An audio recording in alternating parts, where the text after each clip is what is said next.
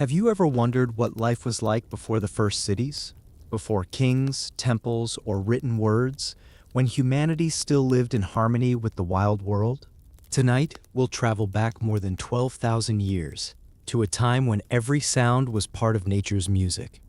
The rustle of grass, the call of distant herds, the soft hum of fire under the stars. This story will take you through the final days of the Ice Age, when people still roamed in small bands, hunting, gathering, and slowly discovering that they could shape the earth itself.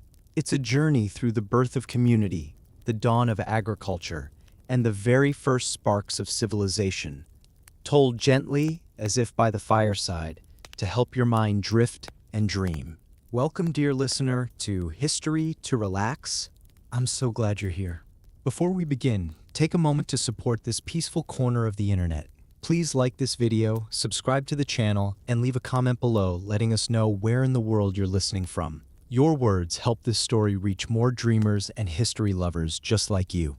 Now find a comfortable place to sit or lie down. Let the lights dim, let your breathing slow, and let the world outside fade away for a little while. Close your eyes if you wish, and imagine the wind across an ancient plain, the first smoke of a morning fire, and the voices of a people who lived long before cities ever rose. Settle in. The story is about to begin. Part 1. The Endless Plains. The year is somewhere around 10,000 BCE. There are no calendars, no maps, no borders, and no cities. The world is wild, immense, and still healing from the long chill of the last ice age. Forests, grasslands, and glaciers share the same horizon. Across what is now Europe, Asia, Africa, and the Americas, people live in small bands, perhaps 20 or 40 souls bound by kinship and survival. They know the land not through ownership or measurement, but through memory. Every hill, every bend in a river, every familiar patch of berries or trail of hoofprints is a part of their shared knowledge. The air is cleaner than any we could breathe today. The nights are darker, the stars far brighter. When people look up, they see a sky alive with movement, constellations that feel close enough to touch. The Milky Way is not a faint haze, but a river of light stretching from horizon to horizon. It is both map and mystery, the great canvas of their stories. The Earth at this time is entering a new chapter. The great ice sheets that once covered northern lands are shrinking.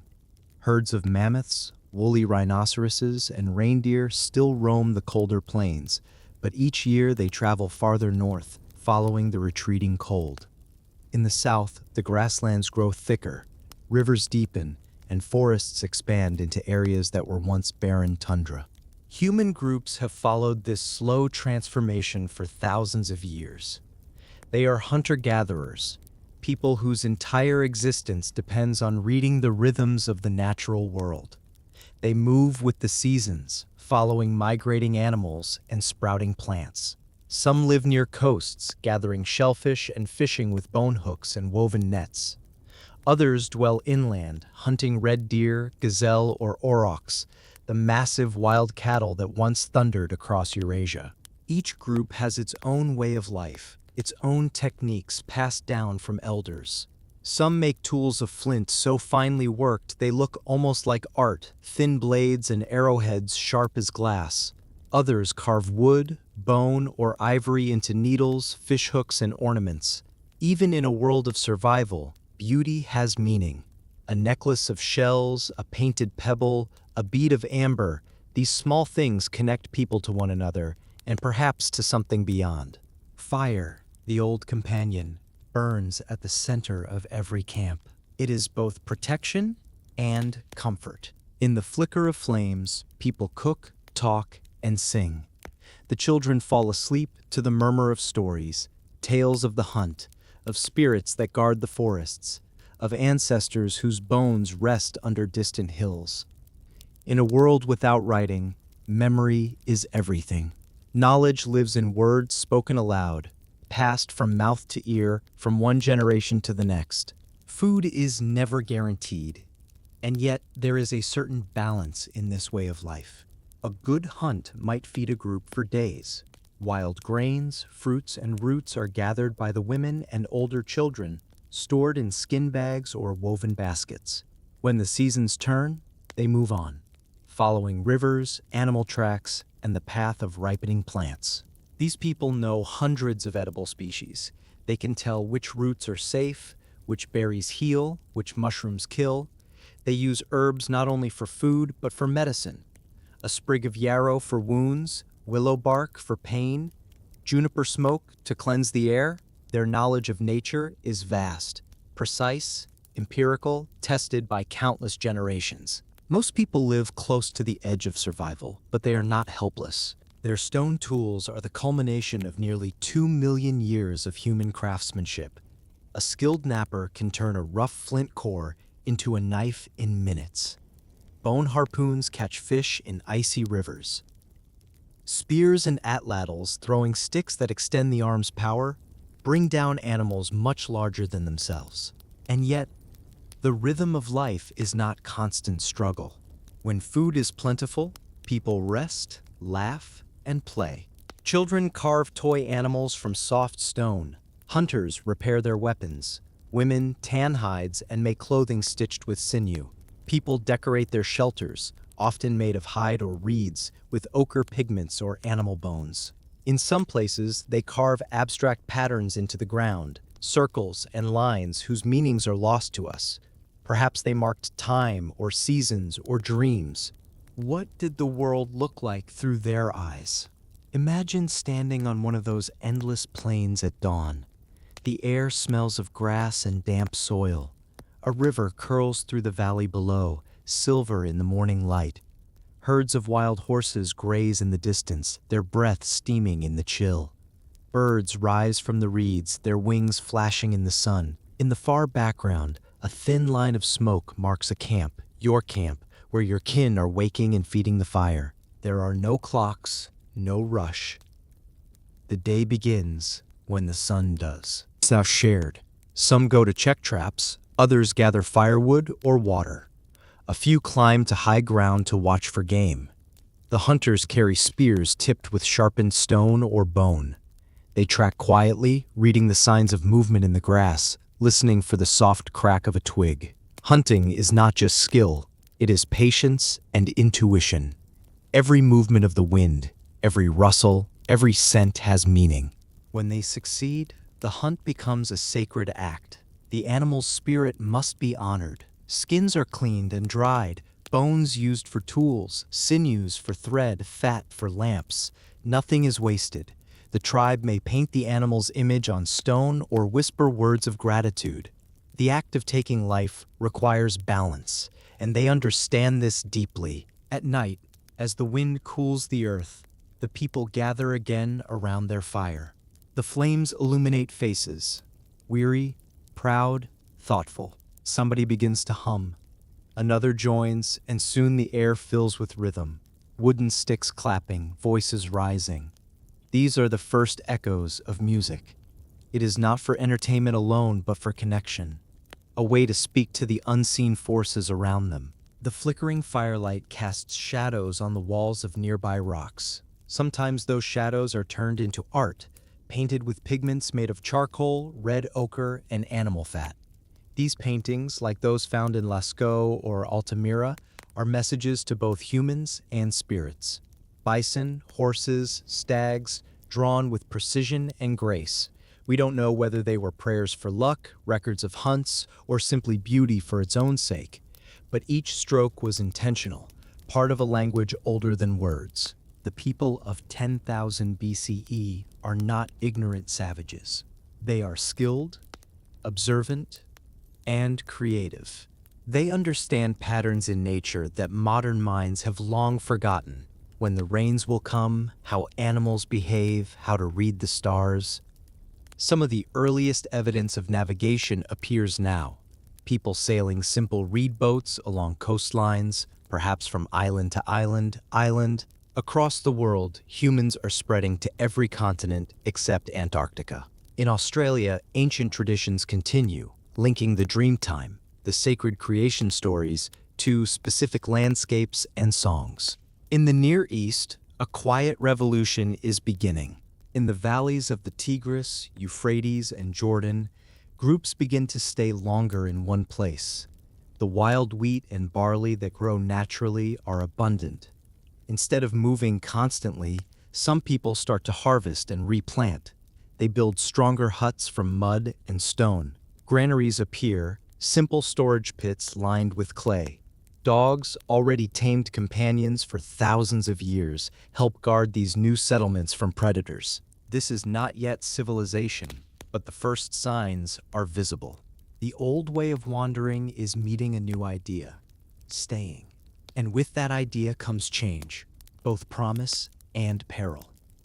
Staying in one place allows for safety, surplus, and community, but it also binds people to land, weather, and hierarchy. For now, though, the balance still favors freedom. The world is too vast and people too few. In other parts of the globe, in Africa, India, China, and the Americas, life continues much as it always has.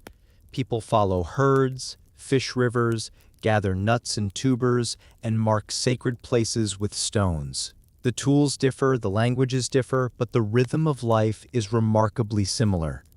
Everywhere, humans are deeply embedded in their environment, shaping and being shaped by it. The seasons guide their year. Spring brings migration and birth. Summer, abundance and gathering. Autumn is for preparation, drying meat, collecting seeds, repairing shelters. Winter, though, is the hardest time. The cold drives people closer together into caves or huts sealed with hides. Fire burns low and food is rationed carefully. In those long, dark months, storytelling thrives. Myths are told, how the world began, why the sun rises, where souls go after death. These stories bind the group as tightly as blood ties. Life expectancy is short by modern standards, perhaps 30 years. But those years are lived fully with purpose and constant movement. Elders are rare and revered. Their memories are libraries. They know which plants to avoid, which stars to follow, where to find flint or salt. Without them, the group would be lost. And so the cycle continues. Movement, gathering, fire, rest. It has been this way for tens of thousands of years, and for most of human history, it was the only way we lived. When we look back from our age of cities and machines, this world feels distant, but it is the foundation of everything. The patience to wait for the hunt, the skill to make tools, the wisdom to share and teach, these are the roots of civilization itself. If you could stand there, on one of those plains at twilight, you would see a beauty that we can barely imagine now. The horizon would stretch endlessly in every direction. The cries of night birds would echo across the grass. A soft wind would ripple through your hair. Behind you, your people would be sitting by the fire, warm, together, alive. They would not know of cities or nations or history, but they would know what it means to be human, and for that moment, that would be enough. Part 2. Hunters and Gatherers. The sun rises slowly above the horizon, spilling light across a world that is still wild. The air is cool and sharp, filled with the smell of damp grass and wood smoke. A small band of people is already awake. They move quietly, not out of fear, but habit, the rhythm of life learned over generations. In this world of 10,000 years before cities, there is no separation between work and home, or between sacred and ordinary. Survival and meaning are woven together. To hunt, to gather, to care for one another. These are not separate parts of life. They are life itself. Each group is small, usually no more than a few dozen people.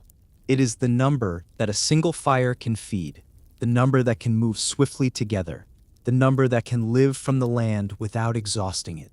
Every person has a role, not by rigid rule, but by necessity and trust. The elders, those few who have survived the long winters and learned the land's language, are the keepers of memory. They remember where the animals pass, where the streams dry in summer, where certain herbs grow. Their stories are not written, but spoken, and every telling keeps them alive. Around the fire, the young listen, absorbing lessons hidden inside tales of ancestors and spirits. To forget a story is to lose a piece of the tribe's knowledge, and so memory is a sacred duty. The hunters prepare for the day with quiet focus. Their tools are simple but refined: spears tipped with stone, arrows fletched with feathers, cords woven from animal sinew. They understand the habits of prey, when deer come to drink, how wind carries scent, how the smallest bird call can betray a hunter's presence. They move with patience, sometimes tracking an animal for days, never rushing, never wasting movement. Hunting is more than skill. It is cooperation. A single hunter may bring down small animals, but the great hunts, the ones that feed everyone, demand unity. The hunters spread out in silence, reading signs in the soil, gestures replacing words. A flick of the wrist, a nod of the head, a glance. This is their language. When the moment comes, they act as one. Spears fly. The chase begins. When the animal falls, there is no celebration in the modern sense. There is gratitude and perhaps sorrow. The life taken is not seen as property, but as a gift. Many tribes, even in later ages, believed that animals offered themselves willingly if treated with respect. The hunters kneel, touch the still warm fur, and whisper thanks to the spirit of the creature. The meat will sustain them, the hide will clothe them, the bones will serve as tools. Nothing is thrown away. The act of killing is always balanced by the act of reverence. Back in camp, the women and elders prepare food. Their work is just as vital. While hunters provide bursts of meat and fat, the steady rhythm of survival depends on gathering. Women know the land as intimately as the hunters know the herds. They can walk through a meadow and name every plant, which roots feed, which heal, which poison. They know when berries ripen, where nuts fall, and which trees hold honey. Their baskets, woven from reeds or fibers, carry the future: calories, medicines, seeds. They dig with sticks, collect fruits, and spread them out to dry on flat stones. Their hands are skilled and patient. Over time, they notice patterns, where certain grains grow thicker, where dropped seeds sprout near camp. From these small observations, the first steps toward agriculture are born. But in this era, they still belong to the forest, the plain, the riverbank. The earth provides, and they move with her cycles. Children are everywhere, laughing, following, imitating. They learn by watching. A small boy mimics his father, throwing tiny stones at imaginary deer. A girl gathers shells and arranges them by color, the beginning of counting, of order. Play is not idle, it is practice. By the time they reach adolescence, they already know how to build, hunt, or gather.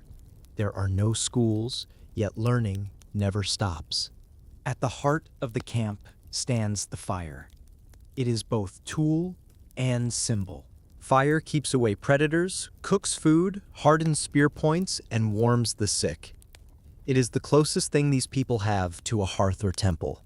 Each group tends its fire carefully, sometimes carrying live embers wrapped in moss when they move. The ability to make fire, to summon warmth and light from nothing, is one of the oldest forms of human magic. When the day's work is done, people gather around that light. They speak softly, sometimes in song, sometimes in rhythm, tapping sticks or stones together. These gatherings are not merely for entertainment, they are for connection. The songs keep the tribe united, remind them who they are, and link them to those who came before. Across the world, different groups have their own sounds and rituals. In Africa, people beat hollow logs to send rhythms through the night. In Europe, flutes made from bird bone echo softly in caves. In Asia, people carve figurines of animals and goddesses, symbols of fertility and life. Though separated by thousands of miles, they share one impulse: to make meaning through creation. The first spiritual ideas are simple but profound. The earth is alive. The rivers have voices. The mountains watch. When thunder rolls, it is not a sound, but a being speaking. Death is not an ending, but a crossing. Many groups bury their dead with care. A few tools, beads, or food for the journey ahead. This belief in something beyond survival gives shape to their world. It explains what cannot be seen, comforts those who mourn, and connects each life to a larger pattern. Social life is built on cooperation, not command. There are no kings or armies, no formal laws. Leadership exists, but it is earned, not inherited. The most experienced hunter, the wisest elder, or the most skilled healer might guide decisions. Yet every voice has weight. Survival demands equality. When food is scarce, it is shared. A greedy person endangers everyone. Generosity, therefore, is not a virtue, it is a necessity. Archaeologists studying ancient campsites find evidence of this shared existence. Hearths with bones divided evenly, no sign of large differences in wealth or status. Everyone contributes, everyone eats. This kind of social balance will one day fade with the rise of farming and property, but for now, it is the norm. Life depends on trust, and trust depends on fairness. Ritual binds these small groups together. When a hunt ends or a child is born, the people may gather to mark the moment. They paint faces with ochre, decorate hair with feathers or beads, and dance. The rhythm of feet on earth, the sound of drums, the flicker of firelight, it all merges into something timeless. These ceremonies remind them that they belong to one another and to the land. They reaffirm the invisible thread between body and spirit, between people and place. The division of roles, hunters, gatherers, makers, is flexible. Women sometimes hunt small game or fish. Men help gather plants when needed. Survival does not allow for rigid boundaries. What matters is skill, not gender. Everyone must know something of everything: how to start a fire, how to patch a shelter, how to find water. This shared competence makes the group resilient. Their shelters vary with climate. In warm lands, a simple canopy of branches and hides is enough. In colder regions, people build domes of bone and skin or dig into the ground for warmth. Some live in caves during winter, their walls blackened by years of smoke. The camp always feels temporary, even when it lasts for months. These people belong to movement. The world is their home. Their connection to nature is not romantic, but practical. They know the moods of weather, the behavior of birds, the meaning of distant thunder. A shift in the wind might mean rain. A sudden silence in the forest might mean danger. Every sound and scent carries information. They live attuned to it. A kind of sensory intelligence modern life has dulled. When illness strikes, they turn to the natural world for help. A healer, often an older woman or man, uses herbs and smoke, chants and touch. Some of their medicines work by chance, others by long observation. Willow bark eases pain, mosses clean wounds. The healer's role is part science, part spirit. Healing and belief are inseparable. Sometimes, visions or dreams guide the tribe. A hunter might dream of an animal's path, or a mother might sense danger before it comes. These experiences shape decisions. To us, they seem mystical, but to them, they are part of the fabric of life. The boundary between the real and the spiritual is thin, perhaps invisible. Even art is part of this living system. The figures painted in caves or carved into stone are not decorations, but living symbols. They may be prayers for a good hunt or reflections of the world's order. A spiral carved into bone could represent water, time, or birth. The meaning may shift, but the act of creation holds power. It is a dialogue with existence itself. When night falls, the sky opens in a way that few today can imagine. With no artificial light, the stars are overwhelming. Sharp, countless, endlessly deep. The people watch them with wonder, naming patterns and stories. Some constellations mark seasons, guiding migration. Others are ancestors watching from above. The cosmos becomes both calendar and myth. Over time, as generations pass, the world begins to change again. The ice continues to melt, and the great herds move farther away. Forests spread, rivers carve new paths. To follow the animals becomes harder. In some regions, the people begin to stay longer in one place, gathering wild grains, building sturdier huts. They are not yet farmers, but the seed of settlement is there, both literally and figuratively. Still, for many thousands of years, the hunter-gatherer life continues. It is a way of being that shaped the human mind: cooperation, awareness, and balance. Every sunrise brought work, but also wonder. Every night brought stories and stars. The world was vast, dangerous, and sacred. If we could step into their camp for a single day, we might be surprised not by how different they were, but by how familiar. A mother soothing a child. A friend sharing food. A group laughing at a story told by the fire. The same emotions, the same warmth, only the tools and surroundings have changed.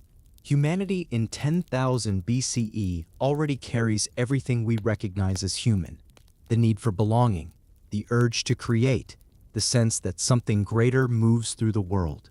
The first cities still lie far ahead, but the foundation, cooperation, imagination, spirit, is already built in the hearts of these people. They are the quiet architects of the human journey, shaping not stone or metal, but the values that would one day define civilization. Part 3: The Bonds of Family. Morning light spreads softly across the camp. Smoke rises from last night's fire, thin and blue in the cool air. The people begin to stir, a slow, unhurried waking. There are no alarms, no walls, no hours to keep. The day begins as it always has, guided by sunlight and hunger. A woman bends over a small child, brushing strands of hair from their face. She hums quietly, a sound older than words. Nearby, another mother nurses her infant, her body providing warmth against the morning chill. The men check their tools, sharpening points, tying sinew cords, preparing for the day's tasks. Some will hunt, some will fish, some will gather. But before any of that, there is this moment of stillness, the quiet bond of family. In this world, 10,000 years before cities, family is not defined by walls or possessions. It is a living web of relationships. Parents, children, elders, and companions, all woven together by survival and affection. These small groups are bound not only by blood, but by trust. A person's kin may include those who joined from other groups, those who married in, or even those adopted through friendship. What matters most is loyalty, not lineage. Family begins, as it always has, with birth. When a woman goes into labor, the entire camp slows down. The event is sacred, fragile, and filled with awe. In many groups, older women assist, experienced mothers who know how to soothe pain, how to wrap the newborn in soft hide, how to keep both mother and child warm. There are no midwives in the modern sense, but there is care, knowledge, and deep respect for the miracle of life. Infant survival is uncertain. Many will not live to adulthood. Disease, hunger, or accidents are constant threats. And so when a child takes its first breath and cries, the sound is greeted with joy and gratitude. The baby is not just one life. It is the tribe's future, a continuation of all who came before. Naming is important. A name might describe the circumstances of birth: born at dawn, child of rain, or little fire. It might connect the child to an ancestor or to a spirit animal. The name is not only identity but destiny, a hope whispered into the world. Childhood in this era is not idle. From the beginning, the young are surrounded by activity, the sound of scraping hides, cracking nuts, shaping tools. They learn by watching and doing. There are no formal lessons. Instead, every day is education.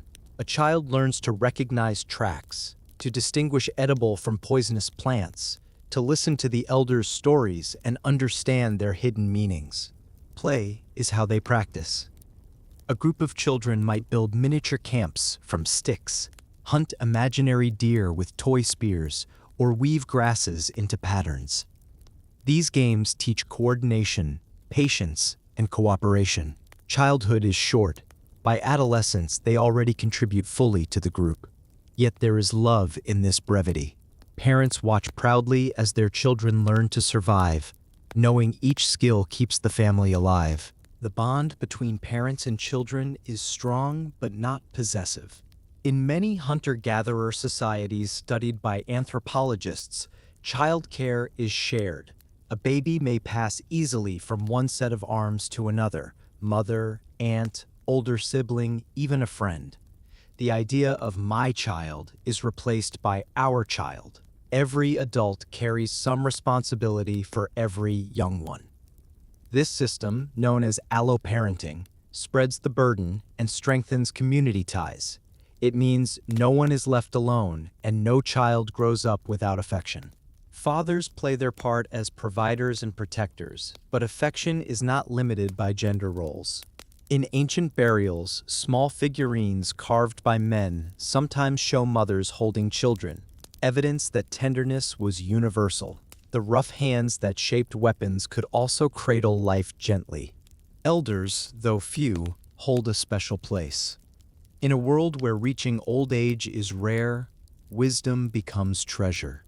An elder's voice carries the weight of memory, where the herds once roamed, where certain plants grow, when to move before the floods. They are living libraries, and their stories preserve the knowledge of countless generations. In the evenings, as the fire glows low, the elders speak and the young listen.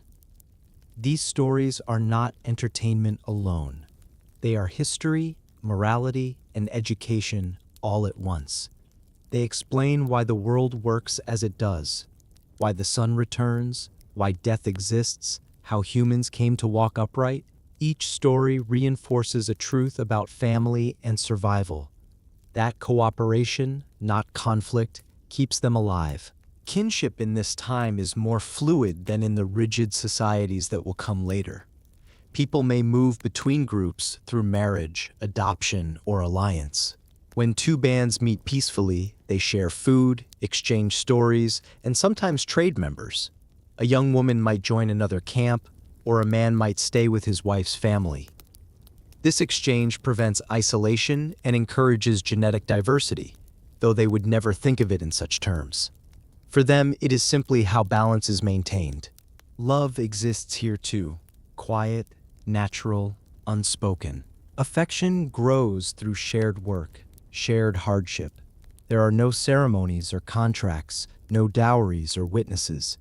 Two people might simply begin to sleep beside the same fire, share their food, and raise their children together. Partnerships last as long as they are wanted and needed. In some groups, a man and woman remain together for life. In others, bonds shift with the seasons. The core value is harmony.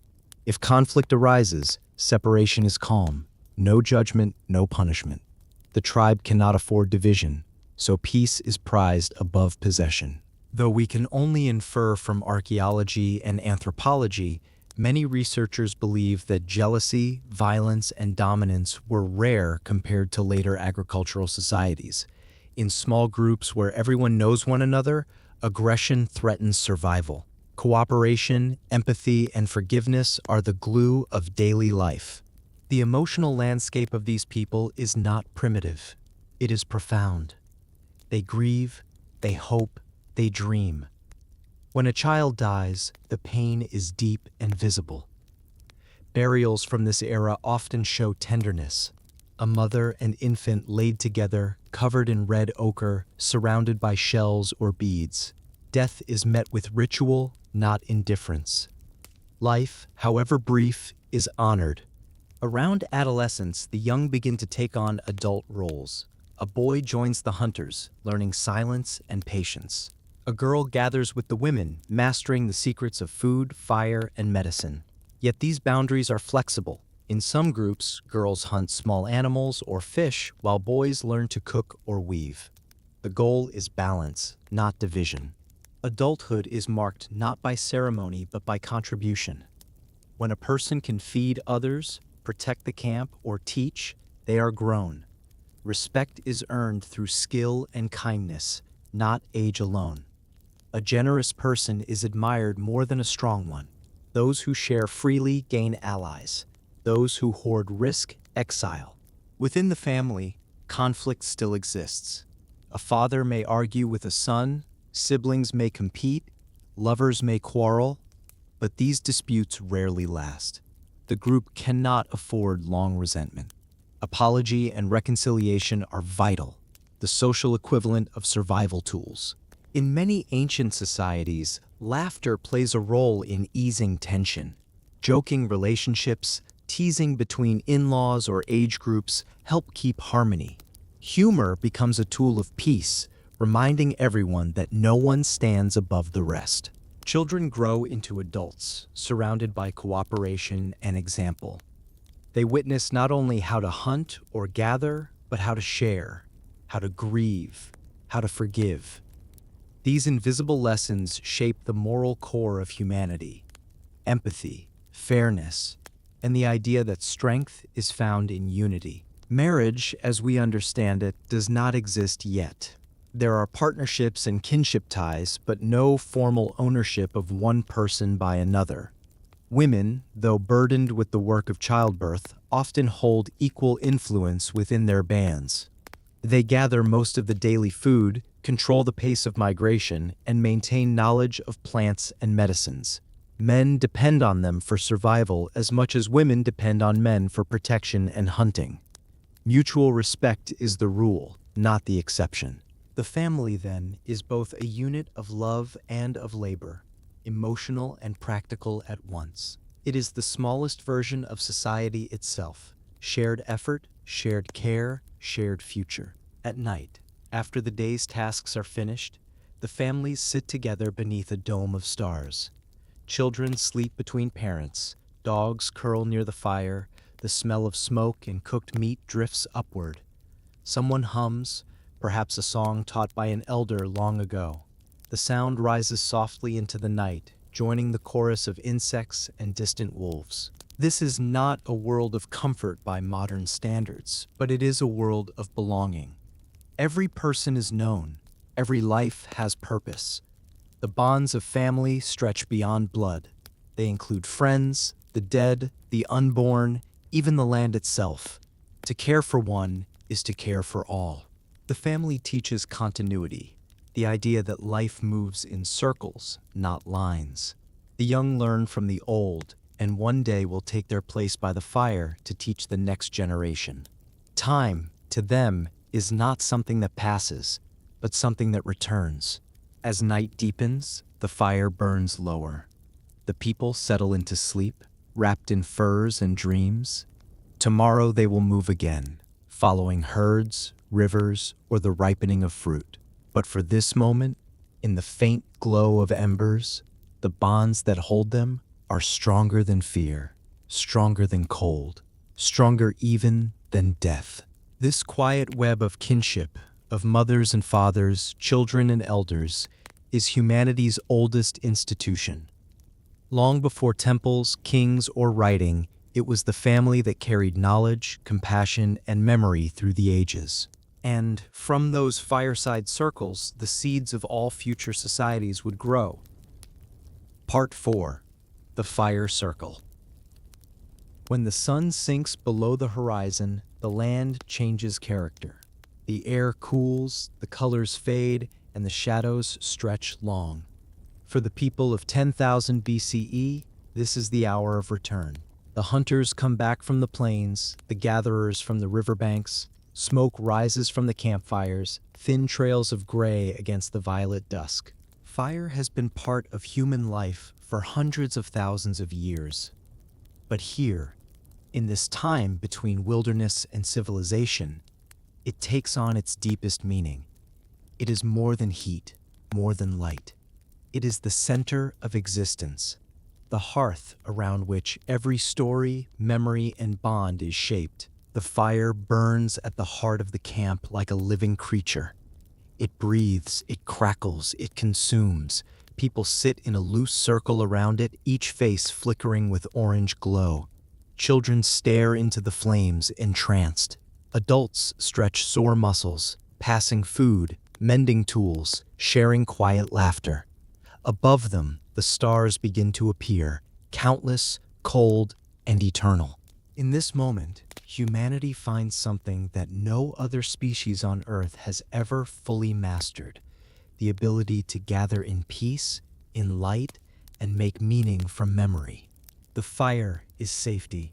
Its smoke drives away insects and predators. The heat keeps illness at bay, dries wet clothes, and hardens spear tips. But its greatest gift is time. Time that would otherwise be lost to darkness. Fire extends the day, giving space for reflection. It creates the world's first evenings, hours when work is done and people can simply be. Around these fires, the first stories are told. No one knows when storytelling truly began, but it is likely as old as language itself. Anthropologists believe that speech evolved gradually, simple sounds and gestures becoming more complex as cooperation grew essential. Fire made this possible. It drew people together in stillness, allowing words to flow. At first, stories may have been practical. Tales of hunts, warnings about danger, instructions on where to find water or stone. But soon, memory became imagination. A hunter describing how an animal moved might add details, gestures, rhythms. A listener might add their own memory, or a question, or a dream. Over time, these retellings became narratives. The first myths were likely born this way, not as inventions, but as explanations.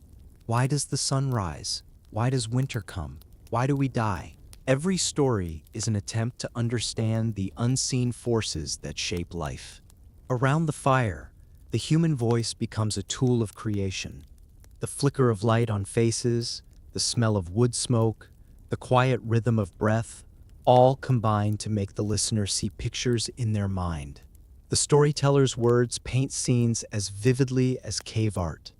The chase of a great stag, the journey of a spirit across the night sky, the birth of a river from a god's tears. These tales are not only entertainment, they are the fabric of culture, shared memory, and shared identity. A tribe without stories would be like a person without memory. Sometimes the stories are short, like jokes or lessons. Sometimes they stretch into the night, carried by rhythm and song. Repetition gives shape to time. A certain pause before a laugh, a certain tone before fear. These patterns become music. Music itself may have begun at the edge of the firelight. Bone flutes, discovered in caves, date back more than 30,000 years. Simple drums, made from stretched hide, mark the beat of feet on earth. Rhythms mirror the heartbeat, the pulse of running, the sound of rain. In music, people find connection without words. They hum together, sway together, breathe together. The fire circle becomes a kind of theater, long before stages exist. Each person takes a role: the storyteller, the listener, the singer, the dancer. Children mimic animals. Adults act out hunts or dreams. The performance is communal. There is no audience separate from the actors. All are participants in this ritual of imagination. The power of these gatherings lies not only in art, but in memory. Every story retold strengthens collective identity. A myth about an ancestor who once saved the group from hunger teaches courage. A song about a storm teaches respect for nature. The act of remembering through story ensures survival, both physically and spiritually. The fire's light also encourages reflection. People stare into the flames and see patterns, faces, shapes, movements. Their minds begin to wander inward. Around this time, some groups start creating small carvings, figures of animals or humans. They may represent deities, fertility, or spirits, though no one can be certain. What matters is that they are symbols, the beginning of abstract thought made tangible. As night deepens, the fire crackles and the stars emerge in their full glory. Without cities, without artificial light, the sky is a vast, living map. The Milky Way stretches like a pale river, and the constellations shift slowly overhead. The people know them by other names, not Orion or Ursa, but hunters, mothers, serpents, fires. They read in those patterns the passage of seasons and the rhythm of migration. An elder points upward, tracing a path with a soot-stained finger. That one rises when the rivers flood, he might say. That one sets when the herds move north. To the children, the stars are not distant spheres of gas. They are ancestors, watching, guiding, remembering. The firelight and starlight together form the world's first classroom. Lessons are not written, but spoken, sung, and repeated. Knowledge is not stored in objects, but in minds. The more it is shared, the stronger it becomes. Somewhere, someone begins to hum, a slow, rising tone that echoes across the night. Others join in, layering sound upon sound until the air itself vibrates. There are no instruments, only voices and rhythm, but the effect is mesmerizing. The song flows like water, like heartbeat, like the wind through the grass. It carries no words, only feeling.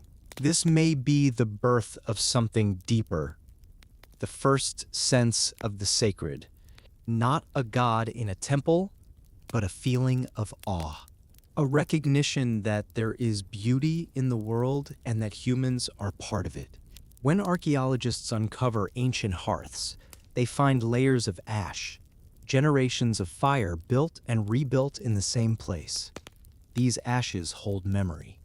Each represents countless nights of warmth, laughter, and storytelling. Around these hearths, ideas about family, morality, and even time itself began to form. The fire teaches patience. It must be tended, watched, respected. A single spark can save a life or destroy a camp. The people learn to feed it carefully, to read its moods, how different woods burn, how to coax flame from embers. In that discipline lies the first form of technology and ritual combined. For some groups, fire is divine. Myths tell of spirits who gave flame to humankind, sometimes as a gift, sometimes as a theft. To hold fire is to hold power, and with power comes responsibility. It becomes a symbol of life itself, fragile, brilliant, eternal. Even in death, the fire plays a role. Bodies may be burned or smoke used to carry prayers to the sky. In later millennia, temples will echo this symbolism, altars lit with sacred flame, eternal fires guarded by priests. But the origin of that reverence lies here, in these quiet circles beneath open skies. The people around the fire also discover something new: empathy. Listening to another's story allows them to see through someone else's eyes. They learn not only facts, but feelings: fear, hope, humor, grief. This emotional sharing strengthens community bonds. A story about loss prepares them for their own. A tale of bravery encourages the timid. In a very real sense, the fire teaches humanity how to feel together. Over centuries, these nightly gatherings begin shaping language itself. Speech becomes more precise. Words for colors, numbers, and emotions appear. Metaphors emerge, calling the moon the night's eye, or the dawn the sky's breath. Such images make communication richer, more flexible. They allow abstract thought, which in turn enables planning, memory, and art. The fire circle becomes the cradle of the human mind. Around it, people not only survive, they think. They begin to dream in ways that reach beyond immediate need. The concept of tomorrow, of destiny, of something larger than the self, all take form here. Some nights, silence reigns. The only sound is the crackle of burning wood and the sigh of wind. People stare into the embers, lost in thought. Each person's mind becomes its own world, flickering with imagination.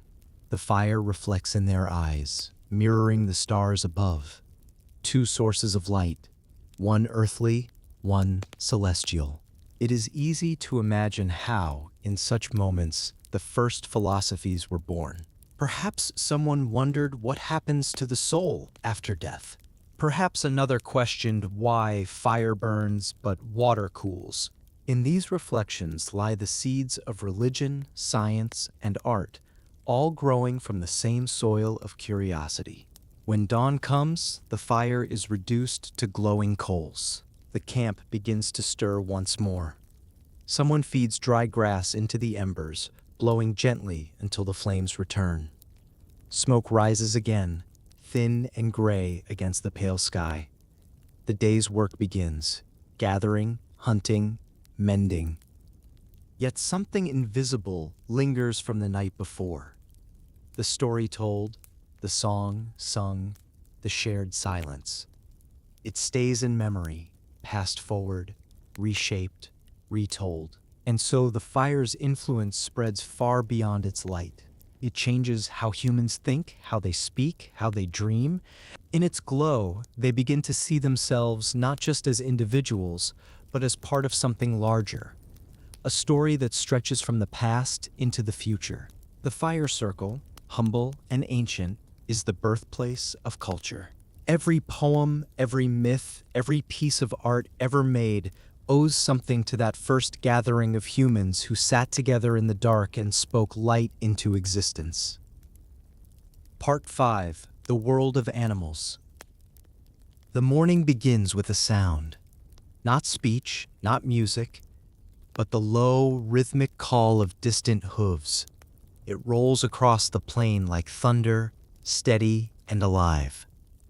The people of this world lift their heads, listening. The great herds are moving again. In 10,000 BCE, humans are not alone on the earth in any sense. They share it with creatures far larger, faster, and stronger than themselves. Mammoths still roam the colder lands, woolly and vast, their tusks gleaming in the pale light. Herds of aurochs, the wild ancestors of cattle, graze in the meadows, their shoulders higher than a man's head. Deer leap through forests of birch and pine. Wolves trail the herds at a distance, as much part of the cycle as the hunters who follow.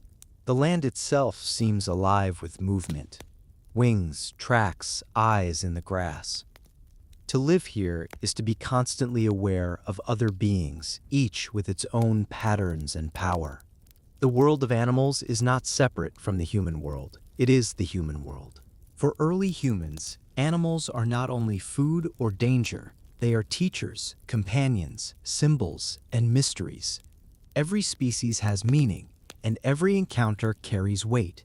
To kill one is not merely to take flesh, it is to touch something sacred. The hunters who leave camp at dawn move with quiet reverence. They know the habits of their prey better than any modern scientist. They can tell from a bent blade of grass how long ago a deer passed. They know that when ravens call in a certain way, wolves may be near. They feel changes in the wind that carry scent. To them, the forest and the plain are filled with signs, a living language written in tracks and sounds. When a hunt succeeds, there is relief, but also humility. The tribe gathers around the fallen creature, hands resting on its flank. Sometimes they paint its image on stone or bone as if to honor its spirit. The bones are cleaned carefully, the meat shared equally. The hide will become shelter and clothing. The sinew, thread, the fat, lamp fuel. Nothing is wasted because waste is disrespect. In later ages, myths will remember this sense of balance. Stories of animals who offered themselves to humans, of spirits who punished greed. Even now, in these ancient days, that understanding is alive. To live among animals is to learn restraint, patience, and gratitude. Not all relationships are predatory. Some are built on observation, even friendship. Across many regions, humans begin to form bonds with certain species. The wolf is the first and most famous. For generations, humans and wolves have competed for the same prey, watched each other across the hunt. Over time, a strange alliance forms. Perhaps it began with wolves scavenging near camps, drawn by the smell of meat and the warmth of fire. The bravest or most curious wolves lingered, tolerated by the humans who noticed their usefulness, their ears keen, their noses sharper than any trap. Those wolves that barked alarms rather than attacks survived near the camps. The people fed them scraps. Slowly, over hundreds of years, the wild hunter became the camp's guardian. The wolf became the dog. This partnership will change the world. With dogs, humans gain allies in the hunt and watchmen at night. But something deeper also happens, a bridge between species. For the first time, another creature shares in human life, not as food or foe, but as family. Even beyond the wolf, other animals begin to edge closer. Goats and sheep graze near camps. Wild cats prowl the shadows, catching mice that threaten food stores. Birds are admired for their flight. Fish are understood for their migrations. Humans begin to see themselves as part of this grand web, neither rulers nor slaves, but participants. In their art, animals appear everywhere. In painted caves deep underground, herds of bison, horses, and deer leap across stone walls. Their bodies are drawn with careful attention, muscle, motion, expression. The artists who created them knew their subjects intimately. These paintings are not mere decorations. They are conversations with the living world. Some scholars believe that painting an animal was a form of magic, an attempt to influence the hunt, to ensure success by capturing the creature's essence. Others think it was an act of gratitude or worship, a way of returning spirit to matter. Whatever the reason, the result is breathtaking. The oldest of these paintings are tens of thousands of years old, yet they feel immediate, pulsing with life. At night, around the fire, those same creatures enter stories.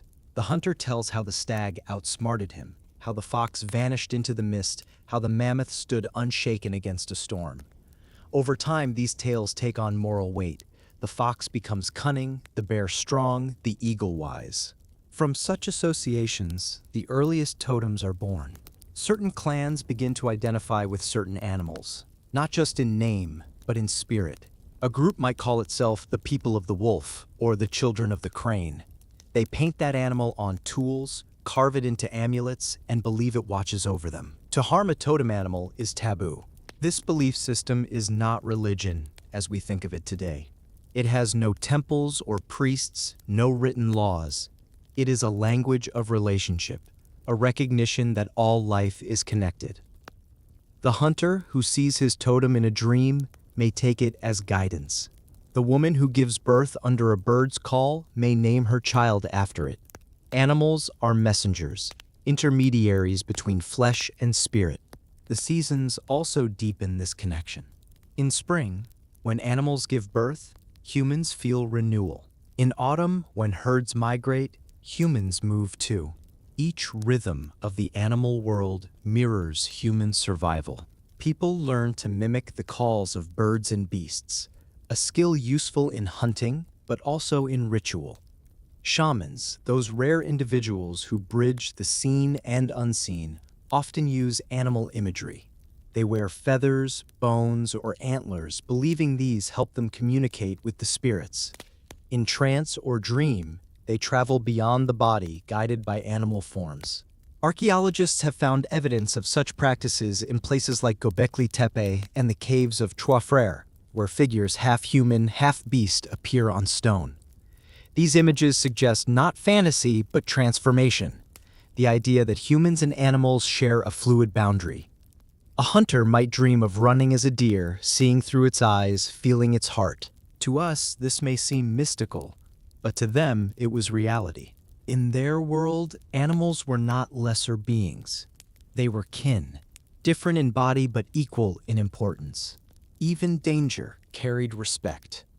When a predator attacked, it was seen not as evil, but as balance. The lion or leopard took only what it needed. Humans did the same. In that symmetry lay understanding. The people studied animals constantly. Their movements revealed weather, their migrations foretold the coming of ice or flood. Watching them taught humans how to live. Birds taught flight, spiders taught weaving, and herds taught cooperation. The entire natural world was a teacher. Some nights, a child might sit near the fire, holding a small carving, perhaps of a bird or fish. They trace its shape with a finger, wondering what it feels like to be that creature. This curiosity, this empathy, is the root of imagination. It allows humans to think beyond themselves, to see the world through another's eyes. From that capacity, all later art, myth, and morality will grow. When death comes to an animal, hunted or fallen, its bones are often treated with care. Skulls are sometimes kept, horns displayed near the camp, not as trophies but as reminders. The animal's spirit remains close. To forget it would be to lose a part of the world's balance. The people also know fear. Some animals can destroy them. A single swipe of a bear's paw, the charge of a bull, the venom of a snake, all can end a life in seconds. Yet even fear becomes part of reverence. Dangerous creatures embody power, and power demands respect. As time passes and the climate warms, many of these great beasts disappear. The mammoth, the woolly rhino, the giant elk, all fade into memory. Whether from hunting or changing land, no one can say for certain, but their absence leaves an ache in the human heart. Perhaps this loss is why myths of great beasts persist for millennia. Dragons, thunderbirds, sacred bulls, and lions. They are echoes of creatures once real, magnified by memory into legend. In the fading firelight, an elder tells the story of the first hunt, how the world's animals once spoke, how they offered themselves so long as humans remembered to honor them. The children listen wide-eyed, imagining talking wolves and flying deer. They do not question the tale, for in their world the distance between myth and life is thin. When dawn comes, the camp moves again. They follow the tracks of animals, but they also follow meaning. The world of animals is not something outside them. It is their reflection. The howl of a wolf, the flight of a bird, the strength of an ox, all mirror human hopes and fears. Every species, every footprint, reminds them that they are not masters of this earth, but part of its endless web. To forget that truth would be to lose themselves. And so, wherever they travel, they leave behind images, painted, carved, sung, of the beings who shared their world. These shapes will outlast the hunters, the tribes, and the millennia that follow. Long after their fires go cold, the animals they revered will continue to run across the walls of caves, frozen in motion, eternal. They are proof of a bond older than civilization, the bond between humankind and the living world that gave it birth. Part 6: Seasons of Change. The world is changing. Not suddenly, not in a single lifetime, but in quiet degrees that only the earth can measure. At first, the people barely notice. The winters are shorter, the snow melts sooner, and the rivers run deeper. The air feels softer. The great herds still roam, the forests still stand, but something subtle shifts beneath the rhythm of the seasons. It is around 10,000 years before the Common Era, and the Ice Age, which has ruled for nearly 2 million years, is drawing to a close. The planet tilts gently toward warmth. Vast sheets of ice, once miles thick, begin to retreat. They leave behind lakes, valleys, and plains rich with new soil. Rivers swell with meltwater, carving new paths through the land. Where there was once tundra, grass begins to grow. Where there was once silence, birds return. And where glaciers once groaned, forests of birch, pine, and oak begin to whisper in the wind. For humanity, this change is both a blessing and a trial. The people have lived in balance with the cold, their tools, their hunts, their very way of life shaped by it. Now the land they knew begins to vanish beneath their feet. The mammoths, masters of the frozen plains, find no comfort in the warmth. Their woolly coats weigh heavy under the sun, their tundra pastures replaced by trees. Step by step, they retreat northward, searching for cold that never returns. The same fate touches the great woolly rhinoceros, the cave bear, and the giant deer whose antlers once stretched wider than a man is tall. Slowly, silently, they disappear, not in a single tragedy, but in the long erosion of habitat and time. For the people who depended on them, each disappearance is a wound. A child grows up never seeing the mammoth her parents hunted. An elder tells stories of creatures that no longer roam the plains.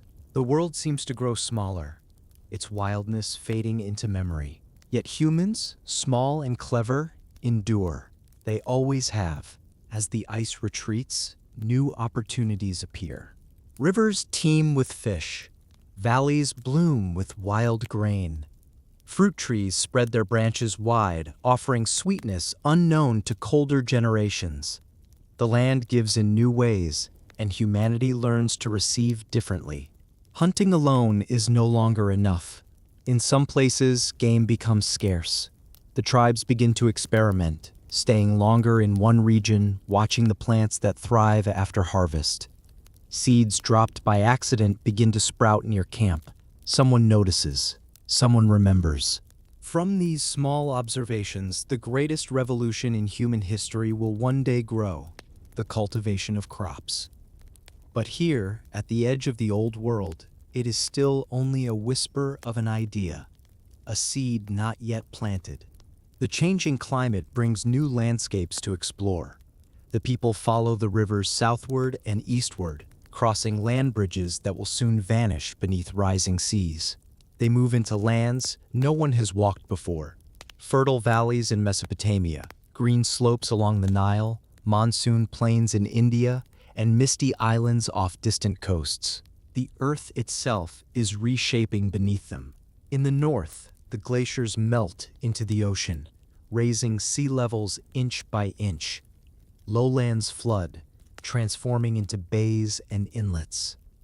What was once land becomes water, and what was once coastline becomes deep sea. In generations to come, these changes will turn peninsulas into islands and isolate continents. But for now, to the wandering tribes, the earth still feels boundless. They adapt as they always have, through observation, creativity, and faith. Those who once followed mammoths now track deer through the forests. Those who lived by tundra rivers now fish along warmer banks. Tools evolve: lighter spears, smaller blades, new traps, and nets. Fire, once a symbol of endurance against the cold, now cooks fish and dries fruit. People learn to weave baskets from reeds and grass, to store the season's abundance for leaner times. They build sturdier shelters, covered in bark or clay, able to withstand the new rains, and they stay longer in one place. For the first time, the human year begins to take root in place rather than path. The world's colors change. Where once there was endless white, now there is green, deep, vivid, alive. Flowers bloom where ice once lay. Birds nest in branches that grew from bare rock. Streams sing where glaciers once cracked. To the people, this transformation is both awe and confusion. The elders, keepers of memory, tell stories of the cold time, of the endless snow that once covered the world. The young listen and can hardly believe it. The myths begin to shift. The gods of frost and hunger fade, replaced by spirits of growth and rain. Fire remains sacred, but water now takes its place beside it. Rivers become lifelines, symbols of fertility and renewal. Rain, once feared as a herald of cold, becomes a blessing. The sound of it on hides and leaves is no longer despair but comfort, proof that the world still provides. As the world warms, the people's art changes too. The deep caves that once offered shelter for paintings are now left behind. The herds have moved, and so have the humans. Their images shift from beasts of the cold to the creatures of the forest: deer, boar, and birds. The shapes grow smaller, more delicate. as if the artists are painting not only what they see, but what they remember. Even their tools carry traces of this shift. The spear thrower gives way to the bow, lighter, faster, suited for forests rather than open plains. Bone needles make finer clothing. Clay figurines appear, their forms rounder, more human, as if the sculptors are turning their gaze inward. For the first time, people begin to shape not only their tools, but their surroundings. They clear patches of forest for camps, plant seeds near rivers, and pile stones to mark sacred places. The earth, once an unchanging force, now feels pliable, something that can be guided. But this change brings uncertainty too. The rhythms of the old world are gone. Where the cold once provided predictability, warmth brings chaos. Rains fail, then flood. New diseases appear with the heat, insects multiply. Crops, when planted, do not always grow. The people learn caution. They build granaries from mud and reeds to store food. They dig wells. They make offerings to spirits of weather, asking for balance. Through it all, life continues, quieter, but no less sacred. At night, under gentler skies, the stars look the same, but their meanings shift. The constellations that once guided migrations across the ice now mark planting and harvest. The cycle of the heavens becomes the cycle of the earth. Children born in this new age will never know the cold that shaped their ancestors. They will walk through forests instead of tundra, fish in rivers instead of frozen lakes. Their world will seem more stable, yet beneath its surface lies the same truth. Everything changes. The old hunters still dream of mammoths. Sometimes, when fog rolls across the meadow, they say they can hear the distant echo of trumpeting, the ghosts of the herds returning for a moment. The younger ones smile, unsure whether to believe. But they listen anyway, because in the silence after the story, the night feels older than memory. This is how humanity carries loss, through stories, through remembrance. Even as the world warms, they keep the cold alive in legend, ensuring that the past is never truly gone. In time, the new landscapes will give rise to something extraordinary. Where the forests are thickest and the rivers richest, people will begin to stay, not just for a season, but for lifetimes. They will build homes from mud and wood. They will tend fields, breed animals, and watch their children grow in the same place year after year. The age of wandering will not end abruptly. For centuries, some will still follow the old paths, carrying the memory of movement in their bones. But slowly, the center of human life will shift, from the journey to the settlement, from the horizon to the hearth. The world of seasons will remain, but its meaning will change. The earth that once dictated survival will soon become a partner, cultivated, reshaped, and depended upon. But for now, in this delicate moment between worlds, humanity lives in balance once again, adapting, adjusting, listening. The wind that once howled across frozen plains now rustles through leaves. The rivers that once froze now murmur gently through green valleys. And the people, ever resilient, sit by their fires, watching the stars, knowing that the earth has turned another page, and that they are still here to witness it. Part 7. Seeds in the Earth. The wind moves gently across the valley. It carries the smell of wet soil and green shoots, a scent unfamiliar to the generations that came before. The earth has changed, and so have the people who walk upon it. The hunters still travel, their spears sharp and their instincts keen, but some have begun to linger a little longer in one place. It begins quietly, almost by accident. A few seeds dropped near a camp, a handful of grain scattered where food was ground, sprouts returning the following season. Someone notices. Someone remembers. What was once chance begins to look like possibility. People realize that the plants they rely on, barley, lentils, peas, wild wheat, can be encouraged to grow where they wish. The soil, rich with river silt from spring floods, welcomes the seeds. Rain and sun do the rest. The idea is simple yet revolutionary. Food no longer needs to be found, it can be made. For the first time in history, humans are not only gatherers of the Earth's gifts, they are its gardeners. In the Fertile Crescent of the Middle East, where the Tigris and Euphrates rivers wind through the land, early settlements begin to form. The soil here is dark and generous. People who once followed herds now plant small patches of grain beside their shelters.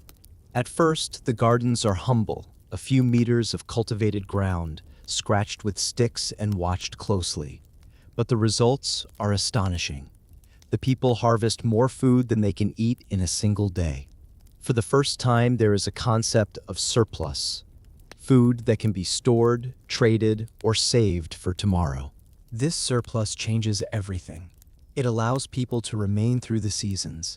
No longer forced to wander in search of new land, families can stay near their fields, repairing huts, crafting tools, and raising children in the same place where they were born. The rhythm of life begins to slow. Days are marked not by movement, but by the growth of plants, the sprouting of shoots, the turning of seasons, the golden ripening of grain.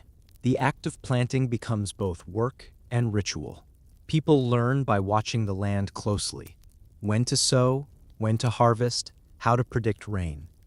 They experiment with tools made of bone, wood, and stone, finding ways to break the ground more easily. In time, they build grinding stones to turn harvested grain into flour. Meals of soft, warm bread replace wild roots and tough meat. The flavor of civilization begins here. Simple, earthy, sustaining. Animals, too, begin to draw closer. Goats and sheep, once hunted, are now kept near the camp. They provide milk, meat, and hides.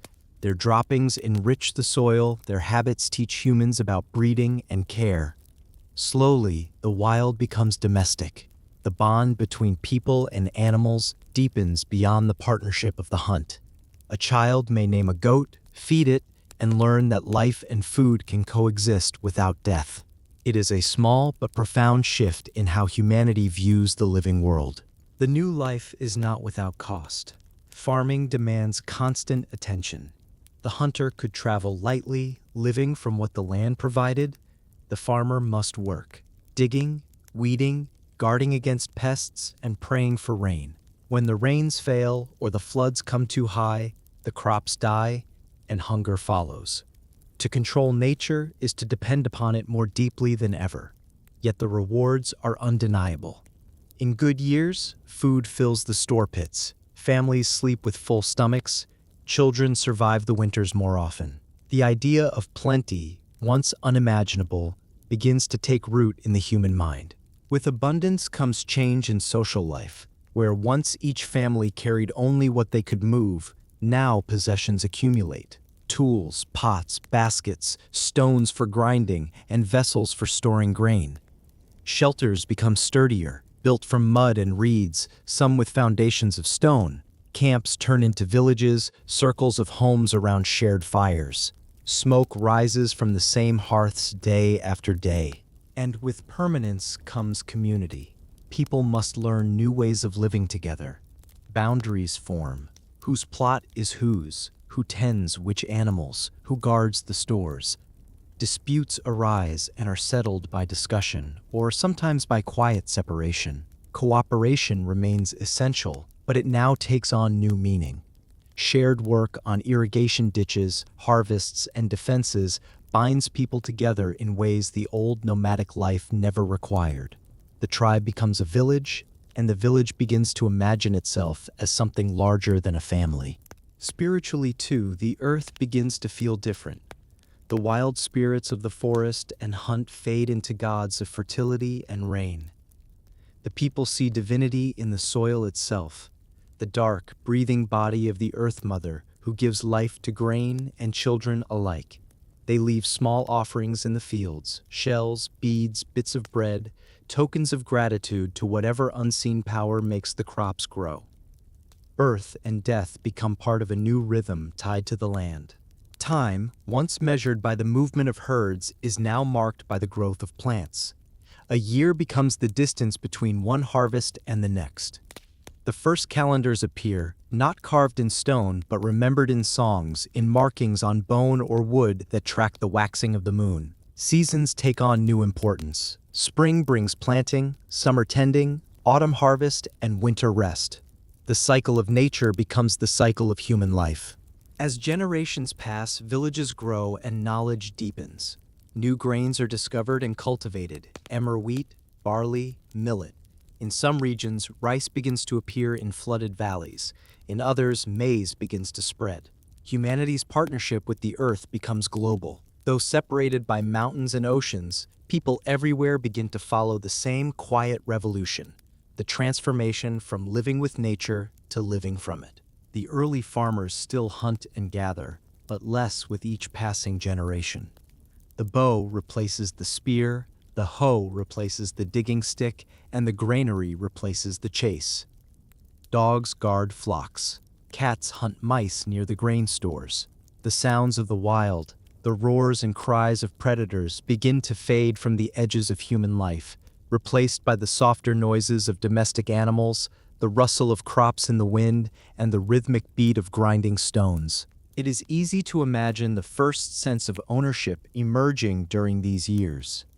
The land that once belonged to everyone begins to belong to those who work it.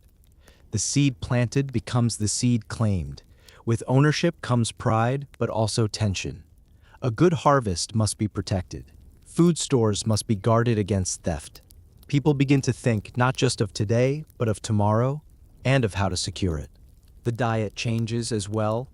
The meat-heavy meals of the old hunters give way to bread, porridge, fruits, and milk. The human body adapts slowly, as does the human schedule.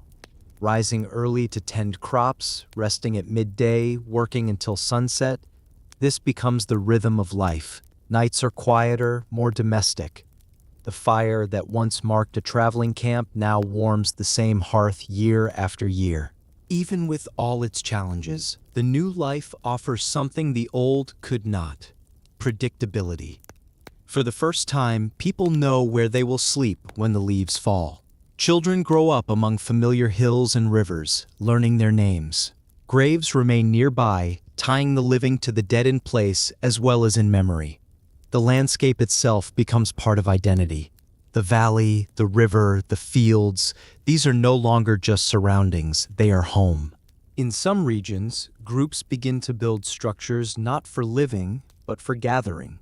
Circles of stones or carved pillars mark places where people come together to share food and stories, to trade, or to honor the spirits. These early temples, like the great site at Göbekli Tepe, hint at how community is growing beyond the household. Faith, labor, and social order intertwine for the first time. The warmth of this age brings more than crops. It brings peace to some lands and conflict to others. As populations grow, space becomes precious.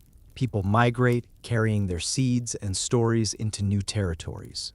Along the rivers of Mesopotamia, in the valleys of the Nile, in the green hills of Anatolia, villages begin to sparkle like stars across the landscape, small lights of human persistence.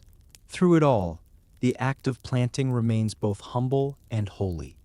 Each seed is a promise, a fragile hope buried in the dark. The people kneel, press the grains into the soil, and wait. They have learned patience from the seasons. They know that life comes not through command, but through care. Every harvest is a reminder that survival now depends not on pursuit, but on faith. Faith in rain, in sunlight, in the silent power of the earth beneath their feet. The seeds they plant are more than food. They are the roots of civilization itself. From them will grow villages, temples, and cities. From them will come abundance and inequality, beauty and struggle, culture and conquest. But in this moment, before history begins, before empires rise, there is only the quiet miracle of growth. The soil breathes, the wind carries pollen, and humanity takes its first step from wandering to belonging.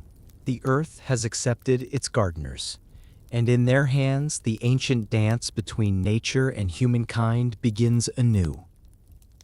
Part 8. Settled Ground. The years flow gently now, like the rivers that nourish the growing fields. The hunters who once followed herds have children who will never wander far. They are born in the same valley where they will one day plant their own grain, marry, raise families, and finally rest beneath the soil that sustained them. The world, once vast and uncertain, has begun to shrink into something intimate. A circle of homes, a cluster of fields, a place that feels like permanence. The change happens slowly, generation by generation. A camp that began as a handful of reed huts becomes a cluster of clay dwellings. The ground beneath those huts grows firm, packed by the steps of countless feet. The air smells of smoke and grain, of cooked bread and sun-warmed mud. Children play in the dust between houses. Dogs bark and doze in the shade. The hum of human life rises and falls like breathing. In these early villages, time moves differently. The rhythm of days is no longer driven by migration, but by labor. The morning begins with the sound of grinding stones, the soft, steady pulse of women turning grain into flour.